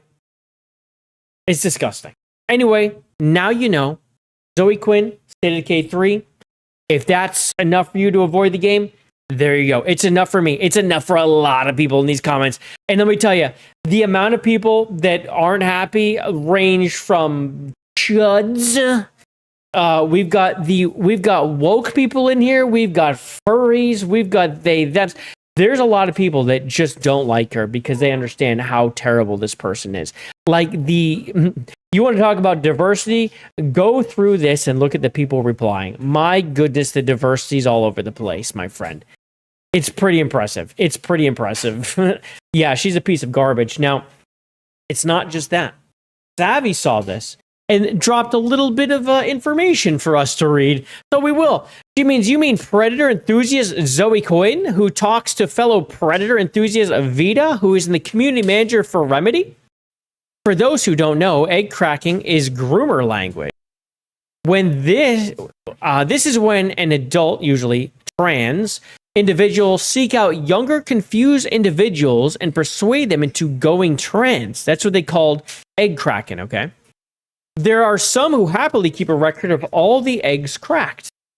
So let's read this. Vita, my one and only Dune take. The box of all evil that you put your hand in from Dune can only be withstood by the Bene Gesserit, who are all women, right? And Paul. So I'm going to need a 500,000 retelling of Dune, where Paul is trans on my desk by the top of next week. To which Zoe replies, the egg must crack. You gotta trans him. In which Vita replies, the egg must crack. That is filth, bro. nasty. Again, when we talk about they're going after kids, things like that, these are the types of people, when you use this language, it's because you use that language, right? In private. You just use it in public because you're so used to using it in private that you just let it go one time. It's because it's normal for you. You know what it means, you use it, it's your shit. It's like Jeremy using swinger lingo, right? Good old Jer, the quartering. He understands what swinger lingo is. We all had to look it up to try to figure out what the hell's going on. Oh, it's because he's using it because he knows it, because it's in his life. And let's go over here and just look at how close we were to having Zoe Quinn working at Larian. Oh, man. So, this is a little older, from December, but it just kind of ties back into how she's accepted in the industry. I mean, she's getting interviews. Maybe they were just interviews where, they have to do it. Maybe they were never going to hire her, but at least they're entertaining her in some way, shape, or form. When Larian's now this is interesting because they have a very steep hiring practices. This is a article about their hiring practices. Game writers call out Larian Studios for poor hiring practices. Poor. Amidst Gen AI backlash. This is when they were talking about the Gen AI, but these people only use it for like very minor things. It's like their artists literally asked to use it so they can help like create things to just to run ideas, and then they'll do their own stuff. Like it's just like, we can quickly take a look, see what we like, and then they can like make their their practice art. What the fuck it's called, dude? Why can't I think of the name? But anyway, that's what it's for, right? That's pretty much what they use it for. So they announced Divinity at the Game Awards 2025. Players couldn't be more excited. And then they talked about Larian embroiled in controversy after its chief executive officer, Sven Vink, admitted that the studio uses generative AI technology in the development pipeline, even though it's nothing. It was a nothing burger. Of course, it always is. So the blunt nature of the response wasn't, all right, but let's go past this. It's common across several industries that when applying for a job, besides submitting a resume and being the subject of potentially multiple rounds of interviews, you'll be asked to perform a test to show your prospective employer your work on something they've assigned you. If you're a writer applying to a writing position at a game studio, you should probably expect a writing test at some point in the interview process. But writing tests as a practice are themselves a point of controversy because writers are sometimes asked to do these tests for free. Usually, if you're being asked to do a writing test for a studio, it's because you're one of the few finalists for a potential role. So it's common for studios to pay those few writers for their time to submit the test. Yes, these people are applying for a job, but no one likes to work for free. Larian, however, according to writers like Zoe Quinn, a game writer who most recently was a lead writer on Alien Rogue Incursion. She went there after working on State of Decay 3, by the way. She went there, and that game completely bombed. It was a giant piece of shit. Surprise, surprise. Does not offer to pay writers for writing tests. So they don't offer writers money for their writing tests. Because it's a test, they just don't view it that way. Okay, so that's it. Everyone is more or less okay with it. Dude, you make people emigrate to work there because you don't do remote work. They risk having to change countries if they disagree with it. Right? This is them talking about it and how most people or everyone are okay with the writing tests. So, no, actually, maybe it's not. Although the CEO says the technology hasn't led to big gains in efficiency, he says there won't be any AI-generated content in Divinity. Everything is human actors. We're writing everything ourselves, but the creators often use AI tools to explore ideas, flesh out PowerPoint presentations, develop concept art, and write placeholder text. The use of generative AI has led to some pushback at Larian, but I think at this point, everyone at the company is more or less okay with the way we're using it. Because those ways are exactly how you should be using it. And by the way, when it comes to engineering, writing, art, a lot of these artists, a lot of these people, actually ask to use it. It helps speed up their process on the dirty, slow work, where they can get a little bit more ideas, throw it, and then they can go and actually do their job the way they want to do it after seeing a bunch of different versions or ideas all the time. So this person is talking to Quinn. Quinn spoke out about their experience being recruited by Larian, an avenue they ultimately, So she turned it down due to Larian Studios disallowing remote work and asking for an unpaid writing test that Quinn would also have to make playable. There we go. I know this because they tried to recruit me and I strongly considered it, but they're also a do an unpaid writing test where you also have to make it playable company, so that's not something I vibe with. To me, it sounds like their hiring practices just worked out phenomenally. She turned down and walked away from her role at Larian because of their hiring practices. To me, it looks like their hiring practices might be working out just great. It got rid of some dead weight right here and someone who could really hurt their company if they were hired. Really, really hurt their company. Do I feel like maybe people should get paid for the writing test? Sure, but not all companies do. How much time does it really take? I don't know. You're not working anyway. You're trying to get a job. I don't like that. This also does remind me just a little, we'll just go on a little, another direction for a second. But like when companies go out there and they're like, let's have some art competition and we're going to award the top 3. But meanwhile, all these people are feeding them all this concept art, that's the word. They're feeding them concept art and fan art. And when you do this, almost always you're giving away your rights to it. It's in like the signups. It's literally there almost every time.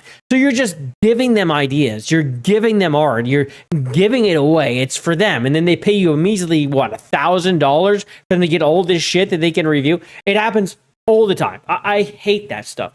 So in this writing test, maybe you have some good ideas. You give it to them. You don't get hired, but they have all this writing and all these ideas. And I'm like, this is actually a pretty good idea. And then they end up using your fucking idea. That would drive me crazy. It would. I would want to at least get paid for that. But in any case, it does weed out people like Zoe Quinn. So at the same time, maybe it's good. Maybe it's good. Maybe it's working out, you know? So I just want to point that out because Larian dodged the bullet. Could you imagine they hired her and she was working on freaking Divinity, bro? A game I'm looking forward to. That would be an instant non-buy. No, I'm not going to buy State of Decay 3 at all. If I have Game Pass at that time, I might play it to stream it and see how woke it is, but it wouldn't be like, wee, State of Decay 3. It would be a very different experience. I would not be going in there to have fun. I'd be going in there to see what she fucked up and what she did. Oh, yes, we already looked at this. Well, then, this brings us to the goddamn cleanse, my friends. Ladies and gentlemen, we just had to go and look at this face for a while. So I believe we all deserve a cleanse. But yes, this is all I have to talk about. Anita Sarkeesian and Zoe Quinn. It was a very big and I think very important topic, and I hope you got something out of it. We went over Gamergate and what began Gamergate and basically the highlights of Gamergate and how it became a thing and what caused it, some of the fallout, but there's so much behind it. Go check out that Grokkapedia link. There's so much information there. It's a ton. Go to Grokkapedia and look up Gamergate, all one word, and just read it. Take some time. Get caught up. There's so much. It's insane. And then the Anita Sarkeesian stuff. And of course, the Zoe Quinn stuff. My goodness, it's absolutely insane. But now it's time for the cleanse. Let's get the fuck out of here. We're going to cleanse ourselves before moving on. You sent me something, Kyle? Hold on, Kyle. Let me go look. You appreciate the heads up on State of Decay? You removed the wish list? Dude, I had to do the same thing. It sucks. I didn't want to do it. Like, here's the thing. I've spent quite a bit of time with those developers. I know some of those developers. I previewed State of Decay 2. I knew them when they made State of Decay 1. Like, I know these devs. I've met up with them many times. Like, met up in person. Like, I've gotten early screenings and things like that of State of Decay 2 before release. And then once it released, I went sat with them again. I mean, I would meet up with them again and go to their private little parties and things like that. Remember, I've been in content creation for a while. I know a lot of people in the industry. And they're always kind of cool, but they did lose their lead dev. And I kind of wonder if that was a Microsoft move. I always just kind of wondered if like he's like the dam holding back some of these things, and that like allowed the Zoe Quinn slip in because she came in after he left. Did you send it to me on Discord, Kyle? You must have. Hold on a sec, because I'm looking. I don't see it. It must be on Discord. Let me look. It is. Oh my god. No, we'll do the short version.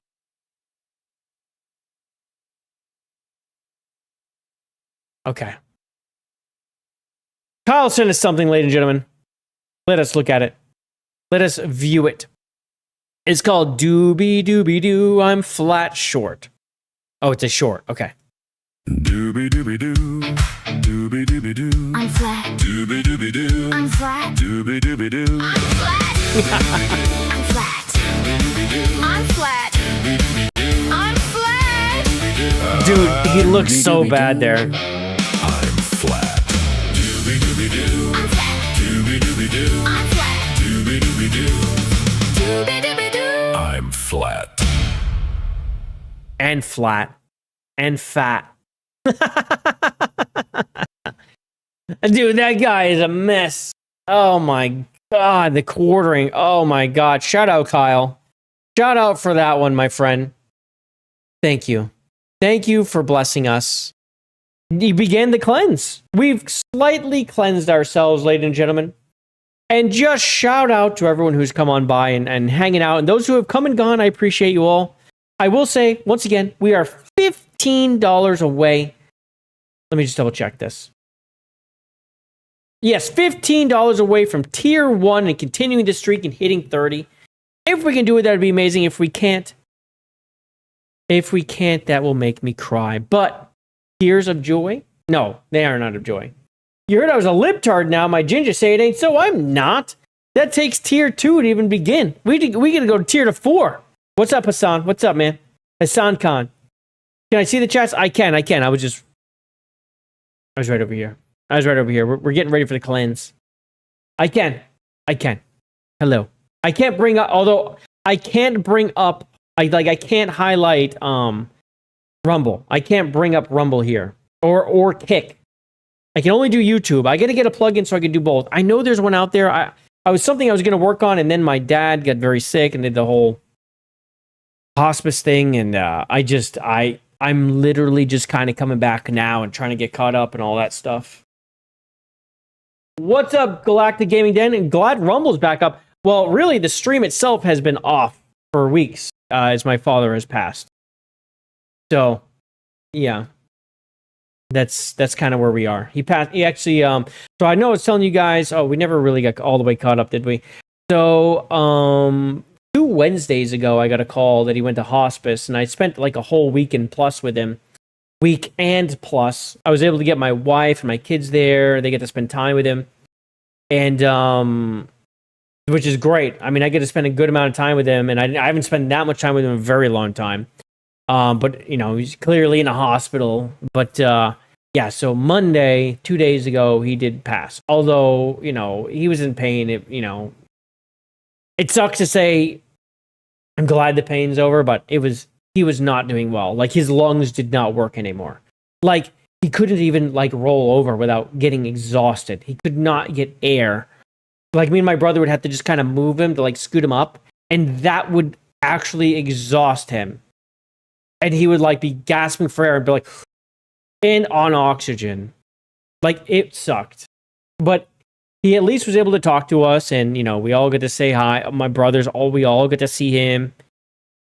So that was good, and my kids did, and my wife did, and we get to spend time with him, even though, you know, time's in the hospital. But he was lucid. He was staying off the morphine mostly. I mean, he was on it, but lightly, just enough to get through the day because he wanted to spend time with us, and he wanted to be there with us. And literally the day after my younger brother left, like, he was the last one to leave, 2 days after me and my older brother left, he passed.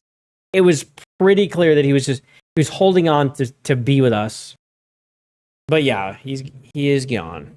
He passed. I mean, once someone goes to hospice, it's almost always going to happen. It's just like, when I was dreading like 2 months. You know, you hear about 2 months, some people a year. I'm like, I'm dreading him living like that for that long.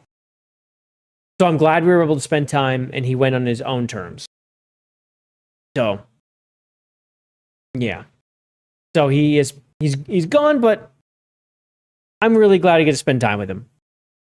Like, it's great. I love my brother. And I get to see my brothers, and I haven't been in the same room with them because I always see them differently. I'll live everywhere else, right? So I see them at different times. So we were all together. It was really nice too. And I get to see my youngest brother's wife again. I think I've only met her twice because I always just see him. So anyway, with sadness comes good things too. There's silver linings. So my dad had a full life. He was 79. He was a teacher for like, dude, how long did he teach? Like 35 years or 30 something years. Like, I could not go anywhere with this man without someone recognizing him. And not just in the town, like surrounding towns. We'd go to a city. Like, I remember my youngest brother was talking like, yeah, we went to Boston and we ran into people there that knew you. It was like, you couldn't go anywhere. He knew so many kids, and he was a coach, like in every, like one's teacher of the year again and again. He was like that kind of guy. You know what I'm saying? Like, he was a good dude, and he will be missed. He will be missed. Well, now we do need the cleanse, though. Now we do need the cleanse. Let's cleanse us. Let's cleanse ourselves. But yeah, I realized I never really posted that he passed, and I was just like, because I didn't want to, dude. I was like, ugh.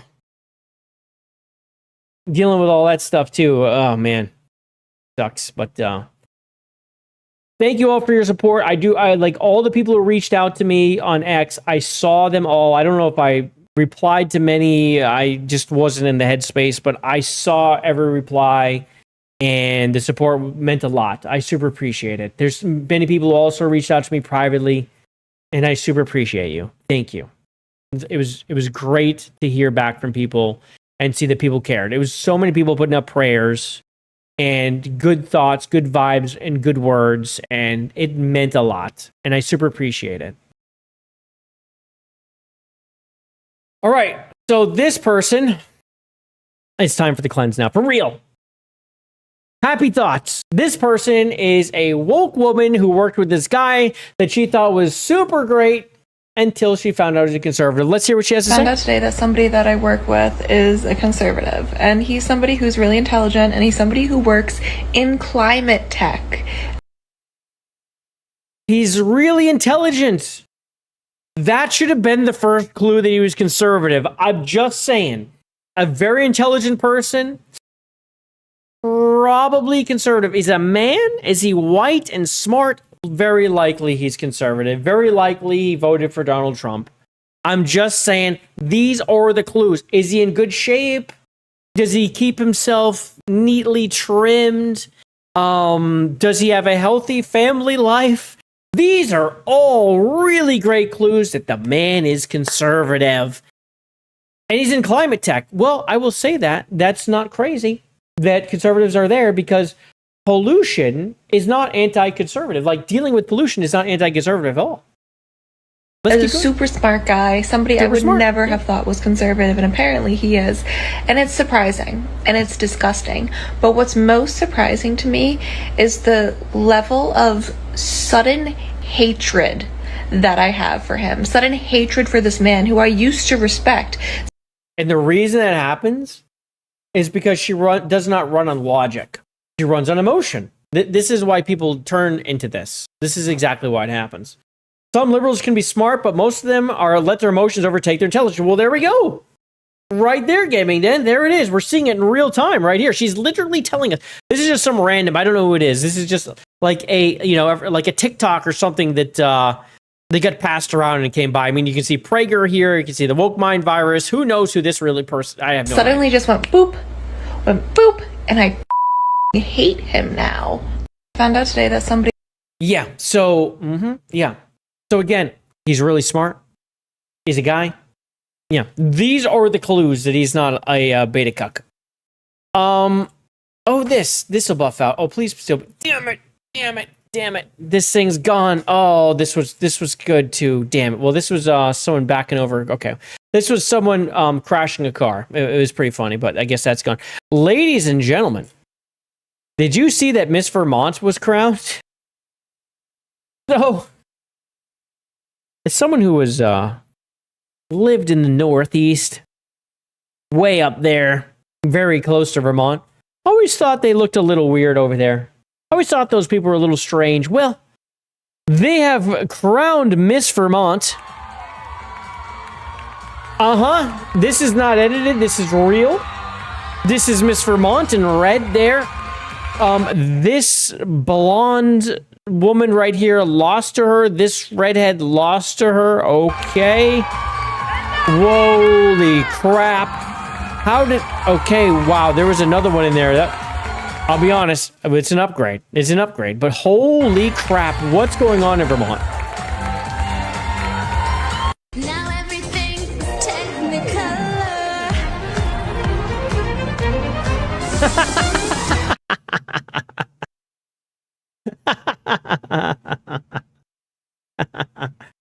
Roadkill, don't you start with me again. Don't you start with me again. You stop it. Hey now, He's choking on a chicken bone. Okay, no, we can't have this. We can't have the DMCA music on Miss Vermont. I can't allow it. Oh my god, she's ugly crying too. Oh my goodness. I thought that they taught the pageant women how to cry, like, not ugly cry. Are they supposed to be like cry with a smile? Oh my goodness, she's even ugly crying. That's crazy. Holy crap. Well, I think that was all I had for the cleanse. I think I had something else. Oh yeah, it broke. It didn't work. It didn't work. Well, we have more cleanses. Look at this. We got Roadkill saying no crying. Let us cleanse with the $9.99, putting us 5 away from tier 1 and a gaming pragmata stream. Look at this guy making it happen. Shout out to you. I super appreciate that. Well, you've earned something. You've earned this. Gooning round till sundown. Got my shades, my rocket shoes. Breaking dawn, no time to lose. Chasing dreams with open skies. Laughing loud with wide eyes. Every day I'm gooning, baby. Flying high and feeling crazy. Hit the road and on the night. Gooning under city lights. Thank you very much, Roadkill, for unlocking that wonderful celebration. I appreciate you. Thank you for the $9.99, my friend. We also have IB the EB dropping another gift membership that went to Sebrew. Look at you. Look at you, the ginger. I'm calling him a ginger because he calls me a ginger. And around here, we don't use hard R's on that word. But thank you for the gift membership. That has... Oh, wait. We just hit tier 1. My goodness. We've just unlocked the gaming stream. Holy shit. We have just hit the 30th streak. 30th streak? God damn. God damn. Thank you. Let us celebrate with hugs immediately. Can I have a hug? Sebrew, you better hug. This is yours. Give me a hug. No way. Come here. I'm not coming over there. Let's go. Come over here. Hey, You better. touch me. You better. Get away from me. You freaking better. Taft got it. Tafty got it. Look at this. No problem. Sebrew, you got hit. You did get hit. You got bopped. You got fucking bopped. Oh, there we go. Thank you very much, Sebrew. Shout out again to IBDEB for dropping that on Sebrew. Sebrew, make sure you say thank you. And hug IBDEB. And maybe even drop a eggplant. You know, if that's your thing. If that's your thing. Okay. Quartering. Ladies and gentlemen, the quartering stuff. I barely got to cover some of it. Like, literally, the last 2 weeks, this has not blown over. It's only exploded and expanded and craziness. All right, Kyle, I did see it. If we get to tier 2, we'll play it. But it's a whole song, man. I'm, like, running behind. I'm running behind, bro. So the quartering stuff has escalated and continued to go, and the DMs leaking and things like that. Now, here's the thing. Now, when the quartering deleted a channel, he deleted an entire channel, okay? The Salt Mine, which he did with Bering and Count Dankula, if you guys know him, okay? I believe those are the two that were regulars on that channel. If I'm wrong, so shoot me. The whole thing's deleted. I can't verify shit. But I'm pretty sure that's right. I've only seen a couple clips. Well, anyway, the thing is that it seemed like the quartering liked to get a little loose there. It was Miller time every time he was on there. He'd get a little loose and used to talk about just kind of everything. He even talked about how bad his wife's vajayjay smelled on it. I mean, the way this guy talks about his wife behind her back is absolutely wild. And, you know, me, I'm not like a real drama guy. I don't get into the drama stuff. But because this guy's a false flagger, as we like to call a flaggot, I got to talk about it, man. We are talking about it. We are going to make sure everything this guy does comes to light, because there's just no coming back from a false flagger who takes down channels because he doesn't like how people talk about him. Literally breaking the rule in content creation. People like to say it's an unwritten rule. I don't think so. It might not be in the TOS, but I think it's just it's so clear a rule that people have openly that even viewers understand it. Even the viewers understand it. It's not like just the content creators like, yeah, man, we're not going to do that. Okay, we won't do that. And then someone does, and they just start arguing. The viewers are like, dude, stop the drama. Largely, even viewers absolutely hate it, and it's infuriating. Okay, it's a golden rule. It's an unwritten rule. I think it's a very open, non-secret. You know, it's as open as you can get. Everyone knows not to do this shit. It's a way to kill your own channel by doing that. It's a great way for people to hate you. Okay? So anyway, Bearing here says, I don't like releasing DMs, but when you take down 7 years of my content without warning, which is the salt mine, while claiming you're a good boy and would never censor anyone, you can get effed at the quartering. And the quartering, by the way, untagged himself from this. You can block Bearing, right? If he blocked him, it wouldn't untag him. Okay, he had to come in this post and untag himself. Throughout this whole shit show, which you started, I've tried to be fair. You just took off the gloves, so I will too. This is from the 30th April. And if I am wrong about him being on that, please let me know. But I believe it was him. Yeah, no, it was him. It was him. Okay, so Bearing also posted a video basically talking about how Jeremy needs to get away from social media, take a break, and go to basically AA, right? Alcoholics Anonymous, to get himself cleared and fixed. Like, as a caring friend, he posted this. He wasn't trying to shit on him. He was very fair. The quartering sends him this. LOL, hope 60K views was worth it. Did you not think the video was fair? So he gets that. He thinks, oh, he watched the video. He's fucking pissed. I didn't watch it. Doesn't even know what the video is. The fact it was even made was wild. 10 years of friendships equals 60,000 views, LOL. I would love to signal boost your wife's channel. Getting demonetized. I really hope she gets it back, but I can't because I'm the wrong voice now. Yeah, I think you should watch it, mate. Pass. Tried to help us. And of course, I also think the quartering likes to say he doesn't watch things when he did. It's very possible he did. I've seen this before with other things where he says he didn't watch something, but it seemed like he knew about what he was talking about. And it's like, you did watch the thing. In any case, the same reason I didn't make videos on Dankilo's divorce and all the wild accusations against him, even defending him would have been bringing more light to garbage in his life. You 100% have the right to make the video. That's cool.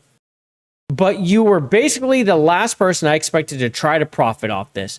Now I get to embrace the villain character, which is much easier. Here we go again. This is not the first time he said that he's going to embrace the villain character, guys. He keeps going down this route. He's like, I'm going to be the bad guy. I wish you the best, man. Seriously, not ironically. Now I'm just going to do all the shit people accuse me of because it literally doesn't matter.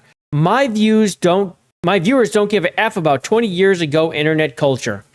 Dude, we already know he's already doing it. This is just saying I'm doing it, right? But I'm going to do it. He keeps saying he's going to do it, and then when it happens, he said, I didn't do it. That's what happened with Josh Boone. He told Josh Boone he was going to get the Clips channel taken down. He's going to go after the other things. And then the Clips channel gets taken down, and the other things start getting taken down, and other things that are critical of him. Things getting age restricted even, things getting content restricted, happening all around him. But then he didn't do it, you guys. He didn't do it, even though it was all happening at the same time. And Andy Worski's channel getting removed at the same time that the flagging happened and the removal of the channel, of the Casino Clips channel happened. Those things happened at the same time. That doesn't happen without someone linking someone to those two things and pointing them at them and say, take these two things away.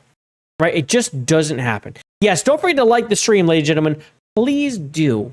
Please like the stream. If you haven't liked it, click that like. You could do it on Rumble. You could do it on YouTube. And if you're on Kick, just make sure you're following. I would appreciate it.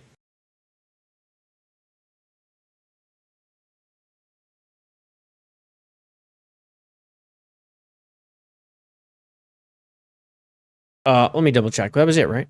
Oh, wait, no. Sorry. That was not it. There was more. Hold on. So he says, are you saying you're going to flag channels? Yeah, I'm flagging everyone. I'm calling my rep. Everyone is getting banned. You need to calm down and stop drinking, mate. Go watch my video. Nope, everyone is cooked. Remember, I can ban anyone I want. It's on. Listen, you sound like an irrational woman. You're coming at me for a video you didn't even watch. If you did, you'd realize I want the best for you. You called me an effing alcoholic, which is insane. So did he finally watch the video? There's some time went by here because this is 21, 22, 24, 32. Maybe he finally watched it, but he is an alcoholic. I believe we found, the guy slipping fireball nips and turning off his camera, and he didn't turn it off in time, so he got caught with it. Like, come on. Come on, man. Are we kidding me? Okay. So this happened. So that channel got taken down. It was deleted. Now, other people have it archived, I'm sure.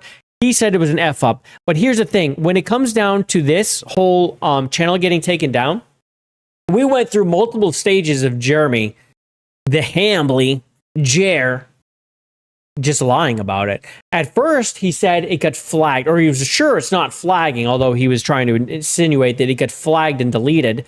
And then, what was the next step? He said that, what was the next thing? He said, oh no. Then he started saying, oh no, my editors did something, it was privated or something like that, but no, it was actually deleted. And so when he said that it was deleted, people immediately noticed that, when he said it was flagged, people immediately noticed the channel was deleted because there are different statements on channels that are deleted versus suspended. And it said it was deleted, gone, wiped, not suspended. So then he said it was something his editors were doing. And then he said it was like, oh, no, wait, it was an analytics thing. I deleted those videos because I wanted to see, because the analytics for live videos hurt analytics. Straight up, like having live videos hurt analytics. Now, that's a channel that's only live videos. That doesn't make any sense anyway. And then finally, he admitted, whether it was a live stream or a tweet, who knows anymore, this guy lies all the time. But then he admitted that people were going back into these and trying to ruin his life because they would pull clips and be like, yo, you said this about your wife. You said this about Melanie Mack. You said this about whoever. And that's the real reason. So he lied multiple times about the same thing, while he's lying about the flagging, while he's lying about the deletion, while he's lying about who he has contacts with or does not have contacts with, or whatever lies, whatever new lies he has. It's just lies. You hate Fireball, shit's trash. Fireball is terrible. Yeah, it is awful. It is a white trash drink. And is it schnapps? I don't know. I don't know what the hell Fireball is, bro. It's awful. I know that. I don't know what it is. No, it's not good. I don't like Fireball. Fireball is bad. Fireball's bad. So this is from the Tactical Templar, who got this clip right here. The quartering of Melanie Mac tripled down live on Rumble to just over 2,000 viewers, and he tagged a bunch of people about it. Let us check it out. What did they double down on, ladies and gentlemen? Let us hear this. Devin, I'm so I can say kudos to Melanie for not stabbing in front of the back. Well, you know what? You'd think it'd be the easiest thing in the world to do, but apparently it's not. That's people are constantly, that's the thing with these kind of mobs is that that's what they want. And that's what they're not just like, they're wanting everybody to turn on you. They're wanting all your friends to turn on you. It's the same as like the woke left mob. And that's the thing is it's This is so funny. It's the same as the woke left mob. Here's the thing. I don't think, and correct me if I'm wrong, but I don't believe there's creators out there saying to cancel him, to take away sponsorships, to remove him from YouTube, to remove him from Rumble. People are calling out Rumble and saying, yo, this is your free speech guy. Like, what the fuck is this, right? That's happening. People are pointing out his views are fake or paid for. He's buying views like crazy. He's buying the advertising on YouTube to boost his views tremendously. I guess he's spending, rumor, $20,000 to $30,000 a month on viewership, which is bizarre. He's spending $4,000 to $8,000 on Melanie Mack. He's spending around $4,000 on Anna Claire to be on the show. Anna Claire is taking a break till midtimes. A break. She's not gone, everybody. But they're saying that everyone going after him is the SJW. He's the one. Remember why we're here. He's the one that had the channels deleted. He's the one who said he would do it, and then it happened. That is the SJW behavior. Deplatforming is SJW behavior. So again, they try to call everyone else the SJWs while it's them. And sure, it's him. She's not doing the flagging. What is she doing? Supporting the flagging, right? That is what she's doing, and that is the problem that people have with Melanie Mack, which is why people had a problem with, most recently, Chrissy Mayer.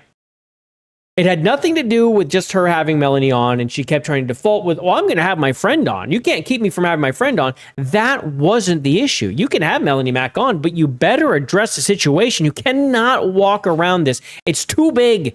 And yes, she is to blame for not going at him, and the people who could get him on track is her and Hannah Claire. But they just won't do it. They just won't do it. They're afraid of it.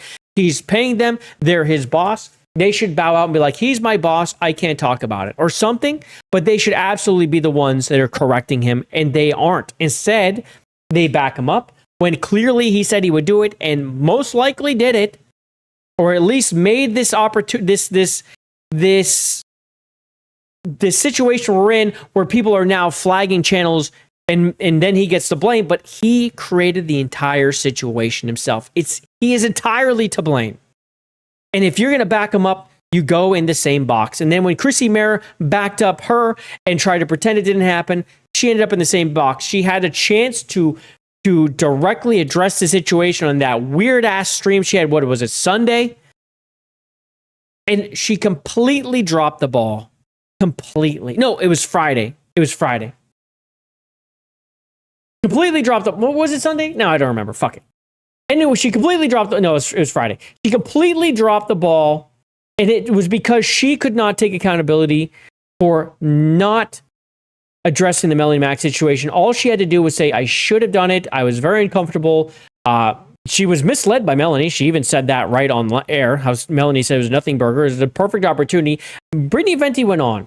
And I really felt that even though Chrissy Mayer was just straight up lied to Brittany about getting on, and lied about her, rather, about not seeing her post in time when she did, in time to join the Melanie Mack show, which supposedly Melanie was okay with. I don't know. Doesn't really matter at that point. She lied about it. And then she continued to lie about it. And then she tried to keep moving into, I'm going to have my friend on. You can't help me not to have my friend on. She would not address the situation. That was not the issue. And meant she just put herself in the same situation as Melanie. Melanie dragged her down. So you had the collateral damage. Melanie Mack, everyone's mad at her, dragging her down. And then Melanie dragging Chrissy Mayer down. You have people like John Della Rose backing up this guy. He's always doing that, backing up, John Sims for Mel. Doesn't matter if she's married to a gay person. So now he's simping for him, saying everyone is SJW. He's using the same exact phrases they are. This guy's cooked too. It's crazy. What's up, Vorgoon? Bongino had around 150 to 220K viewers at a time. Now he's around 40K.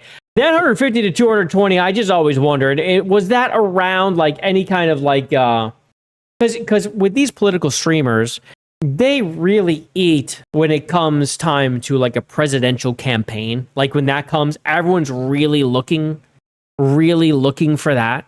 So like a Bongino type, Pool, it all goes down. Like even on X, like you have the political commentators who still get plenty of hits, like people like Jack Posobiec, but the views go way up when it comes into like midterms will go up, but presidential elections, man, this is when these political commentators eat. So, that kind of a dip, we'll see where it goes when it comes to presidential election. It's hard to measure them, but with quartering, he ain't going up anywhere. He's not going to see shit. He's not going to see a goddamn thing. What's up, Coffee? Good to see you, man. Quartering will drop to like 3 to 4K viewers. Oh my God, dude. It's hard to tell how many are even real right now because he pays for viewership. How many are even real? It's not like his chat is flying with thousands of viewers. I've been in who's someone I know? Like, so Hypnotic, right? Hypnotic has a very active chat. He has an active chat with, even if he has like a low night with 300 people, the chat's fucking moving. And that's with a low night. If he has 600 people, he's going to get 1,000 people. The chat is fucking flying. Okay. And now you have the quartering with like 2,000 people or whatever the hell he has. People, the chat's crawling, bro.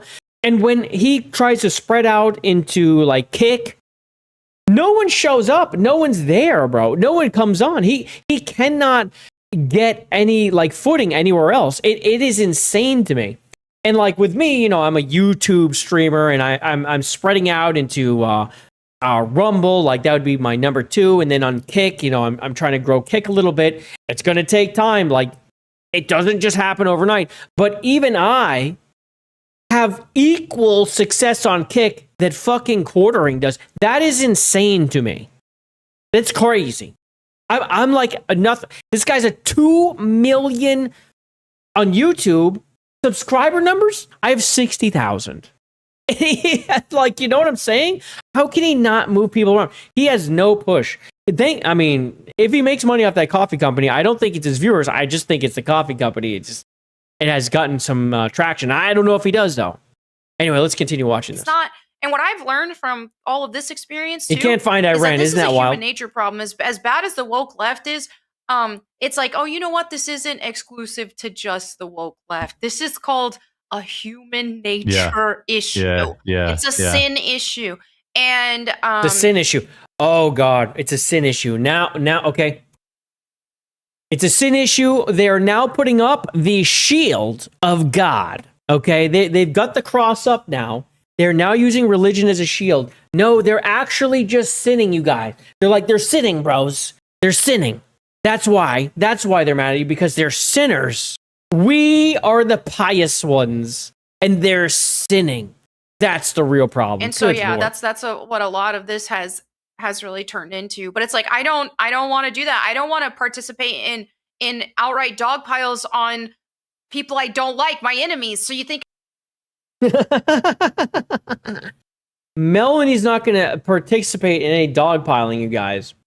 This is someone who will gladly retweet someone who's trans and talk about trans people and talk shit to them. She's throwing F slurs around at people and just throwing them out altogether about people. She covers content like anyone else. She talks about people all the time. The fuck are you talking about, bro? What are we talking about? Dogpiling is a tactic that just happens on its own when you talk to someone. It's not even a tactic, really. I mean, it just happens. You talk about someone, people who are going to get mad at that person, they might very well go talk about that person. And then as it blows up, if you're a larger view, like 2 million subscriber person being talked about by Kino Casino, and you do the bad thing, and he did, then people are going to get pissed. They're really pissed. I'm going to do that to my friend? Heck no. Yeah. Sarah says, Jeremy, the devil's mad he lost you to Jesus, so he's using X as a way to attacking and tempting you. It's possible. That's true. Yeah. Hey, I'm not without sin. I'm not without mess ups, but like it's not for me to discuss with the internet. It's for me to discuss with God. Exactly. I'm sure that he talks to God all the time. Who thinks, I want you to raise your hand in chat. Who thinks he does not talk to God? Who thinks he does not do this? I'm raising my hand right now. I don't believe you do this at all. And so I do not believe that at all. So the Jesus shield's up. They're the pious ones, and yeah, Satan. Yeah, we're being used by Satan. Yeah, he talks to the bottle. You might have that right. That could be very true. He does talk to the bottle. That's a thing. There we go. Roadkill. Hands up. There we go. Oh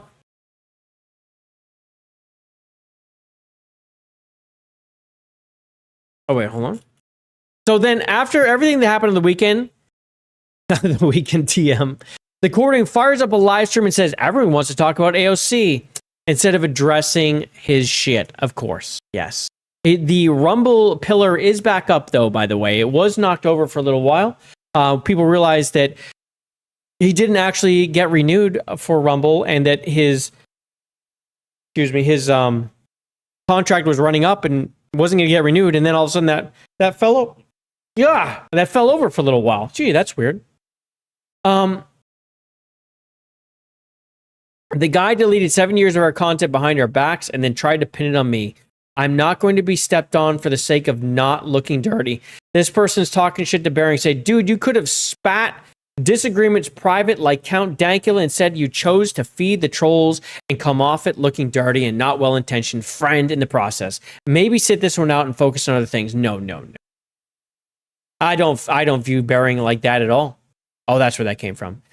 I don't view that like that at all. When you're getting thrown under the bus and 7 years of content, and you of course care about, you spent 7 years making it with your friends, just gets deleted because a guy's having a hissy fit. That's a problem, man. You can private those videos. There is no reason to delete the channel. That is pathetic. He just deleted it all, bro. Get the fuck out of here. No, these. The hell? Yeah, first he tried to pin it on people flagging it down, knowing full well he did it. Dude, yeah, the fact that he deleted it all and had the multiple steps of why it got deleted, I mean, it tells you all you need to know about that guy. Now, recently, we're going to go this way. Kiwi Farms caught the Quartering's browser history from today's stream, and I believe this was yesterday, the 13th. Yes, indeed. Ladies and gentlemen, in his browser history, he's always getting caught with this shit. 3 copper pipe scraps. Okay. Well, they went and found it. This is on Craigslist. So he's looking up copper pipe scraps on Craigslist. 3 copper pipe scraps. Well, you pipe women, do you not? Okay. My wife and I are in the middle of replacing the plumbing in our guest house, and we are looking to get rid of the scraps. We don't want anything for them. It's 100% free. We work from home, so you can swing by anytime. Oh. This is coded. An ad on Craigslist that might be a coded message for bulls to fuck his wife, telling them to come get copper piping and swing by anytime. And I was going to do this on stream, but someone already did it, so we're going to watch this guy. Meme Copium cracking the code. Let's see what he has to say. Let's crack this code, shall we? Archive today.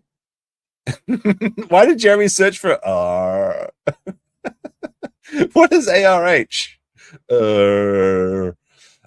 So he did recently go to Craigslist, free copper pipe scraps. All right, interesting. And here is the ad in Milwaukee, free stuff for sale. Free copper pipe scraps. My wife and I are in the middle of replacing the plumbing in our guest house. Isn't that and we're exciting? looking to get rid of the scraps. We don't want anything for them. It's 100% free. We work from home, so you can swing by anytime. Hold on a second. So we have an code. Urban Dictionary. Copper piping, penetrating your partner furiously for a long time, causing your member to become hot, shiny, and reddened. Now, I think it's just piping. I think it's just the penetration part that you need to focus on here. I don't think it's necessarily this. In the appearance of a copper pipe. Dude, what's this music? This better be DMCA free, bro. What are the details? What are the facts? The quartering did go to this archive. He did go to the free copper pipe. This is a fact. He did. This is the factual. This is the factual ad. Copper piping is a sex term, apparently, although it seems to be a quite esoteric one, as I've never heard it. However, why would the quartering need copper piping? There's only two ways this could happen. Number one, he's poor, he's broke, and he needs the copper scrap to sell it for scrap metal. He's fat, but he does. Which is possible, I guess. But there's only two things. He either needs the money from the copper piping, or this has to be sexually related. Now let's look at the sexual related facts. You mess with the boy, get the scraps. Penetrating your partner furiously for a long time, causing your member to become hot and shiny with red and taking the appearance of copper pipe. Let's look at the ad. Free copper piping scrap. My wife and I are in the middle of replacing our plumbing. Why would you mention this? I'm replacing a bathroom. Come get the copper pipe. My wife and I are in the middle of replacing the copper piping in our guest house. We're looking to get rid of the scraps. We don't want anything for it. It's 100% free. Okay. We work from home, so you can swing by any time. This is 100% confirmed. This is 100% confirmed. This right here and the piping, like, why are you talking about the wife? What? Like, hey, we have some piping, some copper pipes, scraps. Come get them. That's it. What is all this shit? This is code language. He's a swinger. Pipe. His wife's getting piped. Oh, he's sitting in the corner. He can swing by any time. Because you know why he's searching for this? He's no longer friends with Adam. Adam Sellers, the Jew bull. The Jew bull's pissed. The Jew. I've seen some leaked shit that may or may not be real. But I'll just say, grain of salt. The Jew bull is pissed. Absolutely furious. It's talking about leaking text pictures about how much the wife enjoyed him. I'm just saying. Bull's close to breaking free. He needs a new bull. Swing by my wife and I. No way, Kyle. Let's decode this. My wife and I swing. Let's put this into the crime lab momentarily. Where's the block text? Like this? Oh, he's gonna block text. My wife and I.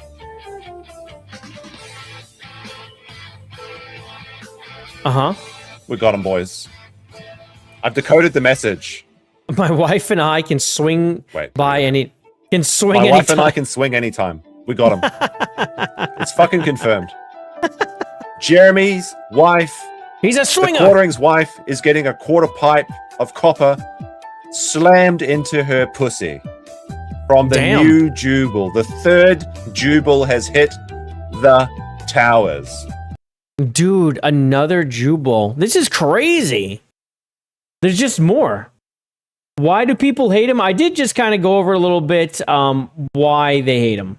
Yeah, I did go over it. Hopefully you got that. Hopefully you were here for that. If not, you can rewind. I went over all that. It's kind of long. It's kind of a lot. It's ongoing. So this is interesting from Yellow Flash. Shout out to Yellow Flash. I'm hearing the quartering is trying to get YouTube to push his videos over detractor content. YouTube did something similar with Brie Larson for a time where they made her name a news subject. This makes it so only authoritative outlets had their videos appear at the top. So that makes it so, let's say, if I post something that says the quartering, it won't go up to the top. Only official outlets, however you get on that list, I have no idea, but only those things would be prioritized. So he's probably back in touch with his contact that he had flagged down the channels to try to get this done. So if this is true, there you go. And my understanding is he hates this. But of course, he hates flagging content, but he is clearly doing these things. So I put nothing past him. Nothing past him at all. Quartering gets felted by Sid's wiki feet in chat and goes silent when he finally talks. It sounds like he's crying. Before anyone comes at me with, oh, that's mean, go read the shit about him preying on Sydney Watson and blackmailing her. Suffrager. Oh, I haven't seen this. I must have just put this in the bookmark and not watched it. Let us watch. Let me know what you think. in the comments. Yeah, I don't know. What does this prove? You're finished. Stop streaming, you perv. Everyone hates you. You are embarrassing yourself at this point. Okay. Maybe nothing. Oh, he saw it. Maybe nothing. He's reading it. To me, it seems totally plausible that he is contracted, but it's not much left. This could be gonna run up. That he could have, taken the conversation offline.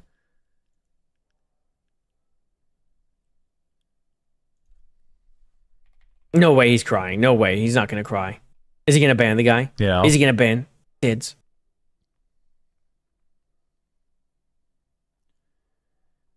These trolls are nasty. That's they're just trolls. My opinion.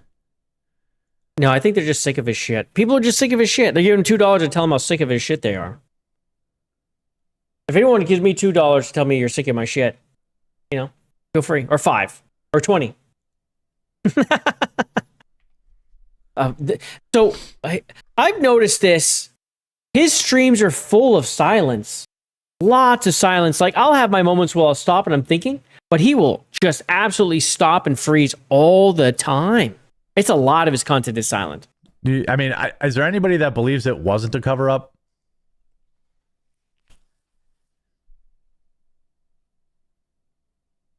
Is that the crying? Where's the tears?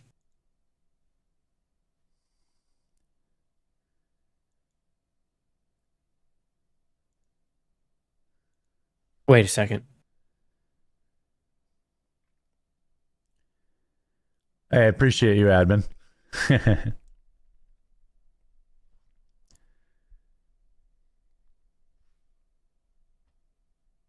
Yeah. This video right here, I've seen in another I don't like fashion. the news.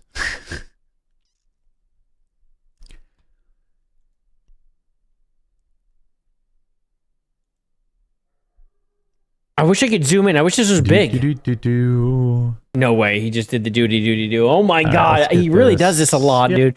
Doopy-doopy-doo. I don't know what to say. Doobie-doobie-doo. Yeah, dude. So, hold on. There's more to this, though. Guys, I've seen this I have seen this, but I was watching it for another reason. He sent himself this $5. But before we get to that, let's talk about this. I'm sick of your shit, JayViper. Check out my OnlyFans account. It's straight fire. God damn it. God damn it. I needed some good old hate and mongering in here, and you've hate mongered me for the first time, Roadkill. I appreciate that. I'm glad you're sick of my shit. I will continue giving you my shit. Have $5 of shit. But Derek.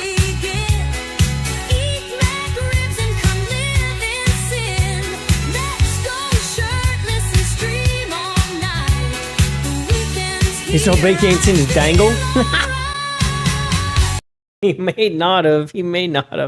Thank you very much for the $5. We were 25 from putting on a wig, my friends. 25. And we're 20 away from shaking it up. Yeah, you know what I mean. Yeah, that's true. We're always 20 away from shaking up the stream. Or unless you want a hot tub limo, which is always great too. So watch this, because this comes through. This you're totally finished. Plausible. And then he's doing all this stuff. That this could be that he could have, taken the conversation offline. Now, this is part of the reason he's pausing so much. There, he's typing now. Type. Yeah. Type. He's reading some. That's at least my opinion. Yeah, he's very distracted. He cannot stay focused here. Hold on. He's pausing, going through. He's on a second screen.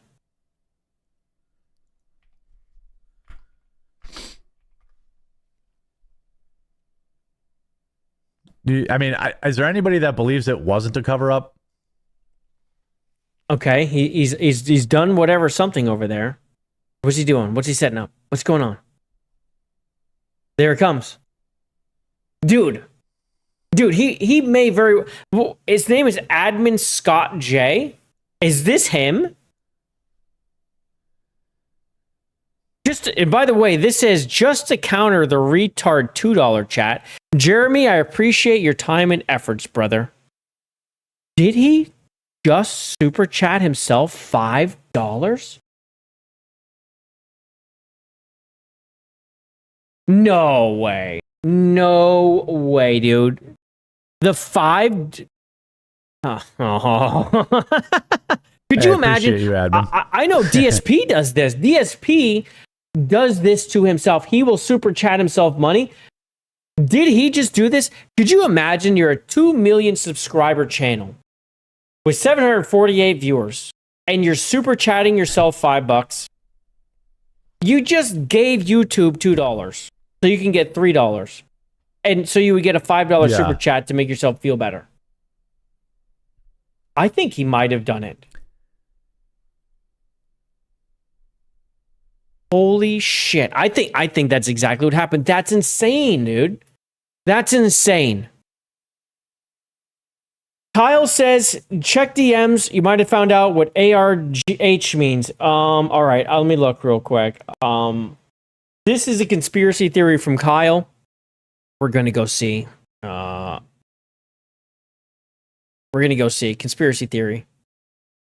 Based on available language databases and Urban Dictionary resources, ARH does not have widely recognized specific sexual definition or slang meaning in Urban Dictionary.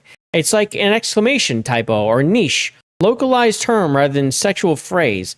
ARD often means all right or okay. Dude, I don't know what the fuck you linked me. Dude, I don't know what the fuck you linked me. You brought me to like a Google search, man. You linked me some bullshit. That's what you linked me.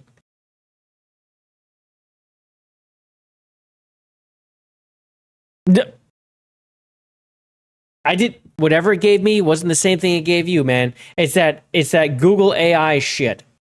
It's not. Whatever you saw, I don't see. So now we have not undeniable proof, but some interesting proof that he's out here looking for some free copper piping to either pipe another wife or maybe even find a bowl to pipe his, or he's also trying to make his name a news subject so other people's content about him will get suppressed. More free speech, Jer. And we also have this where it seems like, I don't know about the crying part, but it does seem like he super chatted himself. And then we also have him over here lying. I mean, we know this. He lied many times about why that channel was deleted and fucked over his friends. And then, of course, we also have him hiding behind his faith and saying everyone else is the SJW. Now, over here, the quartering justifies literal content theft by saying everyone else does it. Oh, this is going to be great. Oh, this is going to be good. Who's this from? Tebow? All right. He's tagging Warski, Casino Clips, Power Truth, Yellow Fash Guy, and Camelcast. Let us watch, shall we? Just sent me what I got. Okay, I'll check. But if you're only here to be a turd, then turds get flushed. What's the deal with the oranges anyway? It's just a meme. People don't like that I make short video content that literally everyone else does. I'm not saying it's the most fulfilling, right? So part of the game you play on YouTube is making shorts content. And it's just making shorts content, you guys. It's part of the game, you guys. Not actually making content and just putting a 4 to 5 second intro is just the game, you guys. There was one particular short that everyone glommed onto because it was like a cooking video, and I was like, what are the oranges for? That's it. And by the way, people are allowed to make fun of my short content. It's not like of course, because it's trash. Of course, we will continue making fun of it. And we did it all at once. It was all at once. It was one big funny thing. Now the oranges are just everywhere. They're going to follow him for the rest of his online career. It's just how it goes. Vorgun, I'm JayViper TV on X. Everyone should give JayViper TV on X a follow. I am a phenomenal follow on X. You will love every second of it. Give it a drop. I, get any, much fulfillment from it. I'm actually working on trying to make. So he's saying he is saying how unfulfilling it is from like reaction shorts into more like creating my own 2 and 3 minute shorts, which I've started to do. Oh, why is that? A couple of. Why is that? Why is that quartering? Why are you doing that all of a sudden? You weren't doing that before. Could it be because everyone called you out? And by the way, that content, when you do that, it's against TOS. I am shocked he hasn't been bopped. But it's because he has that dude in his corner, whoever the hell that is. A couple of times a week, I'm doing like a 3-minute news short. That's what I'm going to do in between shows now. So I do the morning show. Then I'm going to do some like 3-minute news shorts for like news stories that, don't really require 12 minutes kind of thing. I have not looked yet, Kyle. We'll look at it. Yeah, that's the whole meme for the oranges, is that they didn't like that I was reacting to shorts content, which isn't going to stop me. Oh.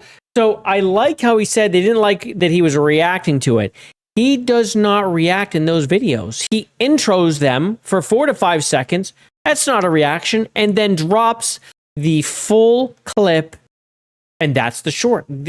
It's just other people's clips with an intro. That's not content. That's content theft. You've not changed the content in any way. You have to have a meaningful impact on content when you reuse it in that way. Like me watching this clip. I cannot just say, hey guys, watch this clip and let it play, and then go to the next thing and say, hey, watch this one and just let it play. You can't do that. That is content theft. I'm talking about this. I'm going over it, and this is how it is done. And if you don't do this, it's literally why Casey Tron was getting sued, okay, and why she had to settle, because she was fucked. She totally did it. Okay, Ethan had her by the balls, by the cojones. Well, thank you for that link, Roadkill. Thank you for dropping that in there. I appreciate you, man. Appreciate you. Thank you. You're OG Coblacks. Oh, man, you're one of those people who are different everywhere. That's so confusing. There we go. Literally everyone else does it. Everybody else does it. And so they picked Charlie one video, Nuclear? and that became a meme. And I accept that meme. I accept that meme. Do you? Yeah.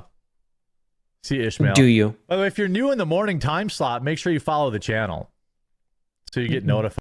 Do you? By the way, he was very late for today's morning time slot. So when an alcoholic has a 9 a.m. show, things can start off rough. It's already started out rough. He's already been late. Your shorts are just as entertaining as Sniper Wolf. Yeah, I mean, it's the same shit. It's not like it's not content, bro. I'm one of the best. It's not content. See, when you're doing that, it's not content. It's just stuff. It's throwing stuff up there so you'll have stuff to be like it's a number counter, right? Putting up shorts like that, they will just get hits. They'll just collect view time. And if you're a constant uploader, you put up stuff. I mean, this guy puts a ton up a day. You'll have him in different clothes every day. It's one after another, and he's all wearing the same shit. It's straight up content Shorts theft. Creators ever making those reaction shorts are like soulless. They're not reacting. But they reach a new audience. And then when I put out, like, I've done some like 3-minute shorts on like short topics, and some of those get hundreds of thousands of views. Now, it doesn't make any money, but at least they're seeing my original content. It reaches new audiences with other people's content. So when he's saying that, he's getting subscribers through it with other people's content. He's using other people's content directly, straight up, to reach new people. It's not his content. He's not getting the subs. He's using other people's content to do it, to get views and subs.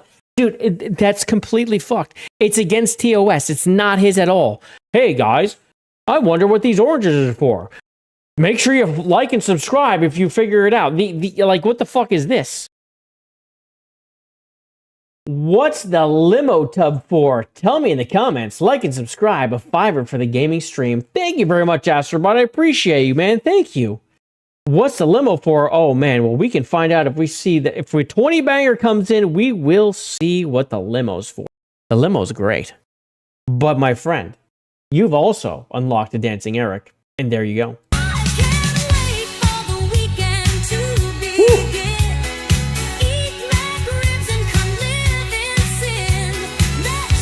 Yeah, there's nothing original in this content, bro. Nothing.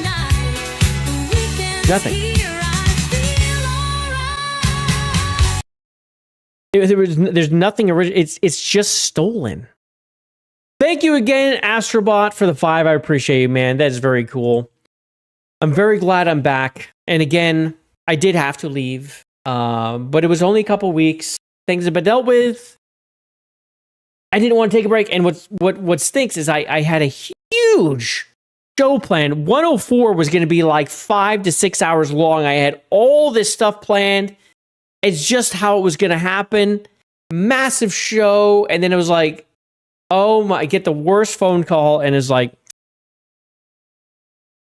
then I didn't even think about it. I literally almost misnumbered this because I had 104 all set up and all this stuff. And I was like, all right, 105. And I'm like, wait, I was like, I had to go back. I'm like, no, 104 didn't happen. That's right. Like I stopped and I look at the date. I'm like, God damn, it's been a hot minute since I've been able to stream. Like, what was the date? Let me go look at my date. Like the last date I streamed was, yeah, I've got all this, man. I've got all this. It's 4/22. Man, it ended up being 3 weeks almost. That's wild. Absolutely wild. Yeah. Yeah, I was going to have one on 4/27 and it was going to be like 5-6 hours, a 5-6 hour JayViper Byte. Like it was what's going to happen. But that didn't happen. No, it did not. We could not do it. Could not make it happen. Bad things. But yes, that is all of the content for today. But let's see what Kyle sent me. This is what he found. Okay, this is what he found on Urban Dictionary for ARH. This is what was typed in on a previous search for the quartering. Now, I do believe this is just a mistype, but let's go ahead and read it. It refers to a specific sexual act involving a sudden forceful shift from vaginal to anal. It is sometimes described as a surprise or accidental maneuver. Okay. An ARH. It's an Arkansas knuckleball. Where do they get these names? What like do people just go on Urban Dictionary and just come up with shit all day and just see what sticks? Because I really do think that's a thing. I think that's a thing. Holy shit, an Arkansas knuckleball, aka the ARH. My God, man. What is happening? What is happening with this world? Where are we? You're using that? I will say. No, I will not say. I will not. I will keep that. No, don't turn into Jeremy. Don't say things. Keep it to yourself. Okay, I'm keeping it to myself. I'm not saying what I was just going to say. I'm not.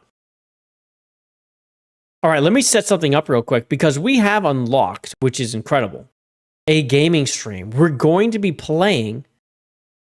Let's go. I've got to go edit it. We're going to be playing Pragmata, which is the best thing I've heard all day. Let me go to publish. Boom. Got it. Perfect. All right. So let me go and set up a raid so you guys get all moved in there. If you're on Rumble or Kick, you just stick right here. You're just gonna have a little outro, intro, mini intro kind of thing, and then we're gonna get right into the game. But on YouTube, because YouTube's gay, I need to do it a little different, where it actually moves the stream into a new stream. But you all over there on Rumble and Kick, you're just gonna get a little music, chill music. I'm gonna say goodbye, but that's for YouTube. To close that part, and then you get a little nice intro with incredible music. You get to see me, which is just, I mean, let's be real. You're waiting for that. This is why you're here. So, and we'll be right back into Pragmata. So Kick, Rumble, you stay right where you are. YouTube, you know what to do. Stay right here as well. It's going to move you manually. If it doesn't, it's broken. In which case, go find it. Fucking A. It's not my fault. Now, let me get this proper, because I still have to pull up. Wait, what? Did YouTube change something? Wait. Did YouTube change something? They changed the studio. They changed the studio so you can't go. Okay. Okay, sure. Sure, whatever. Okay, it's ready to go. Do not look up shrimping. I'm not looking up anything else on Urban Dictionary, bro. Urban Dictionary is a hellhole run by demons. Okay? Or it could be what else you sent. Oh, God, no. Did you send something else? Fuck my life. Now I have to go look and see what else Kyle sent. Yeah. Could mean this, though. Okay. No, stop it. It's missile guidance, active radar homing. I honestly think it was nothing, and it was a mistake. And the Appalachian Regional Healthcare, I can't imagine it's that, or armed reconnaissance helicopter. Dude. I'm going with it's none of those things, and he just mistyped something and tried to get Google to autocomplete, and he missed, but it could be something worse. Cosby sweater, no. Don't look up Cosby sweater. Don't look up any of these things. Don't look up, what is it? Red sock? Don't look up that one. Or an Abe Lincoln. Don't look up those things. Don't look up these things at all on Urban Dictionary. They're all bad. It's all horrible. You don't want to see it. It's bad. Don't do it. Don't you fucking do it.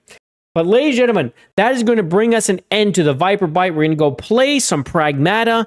You stay right here. And again, as always, they try so hard to make us say goodbye, but it's never goodbye. It's always see you next time. And I will see you next time. And that's going to be Friday.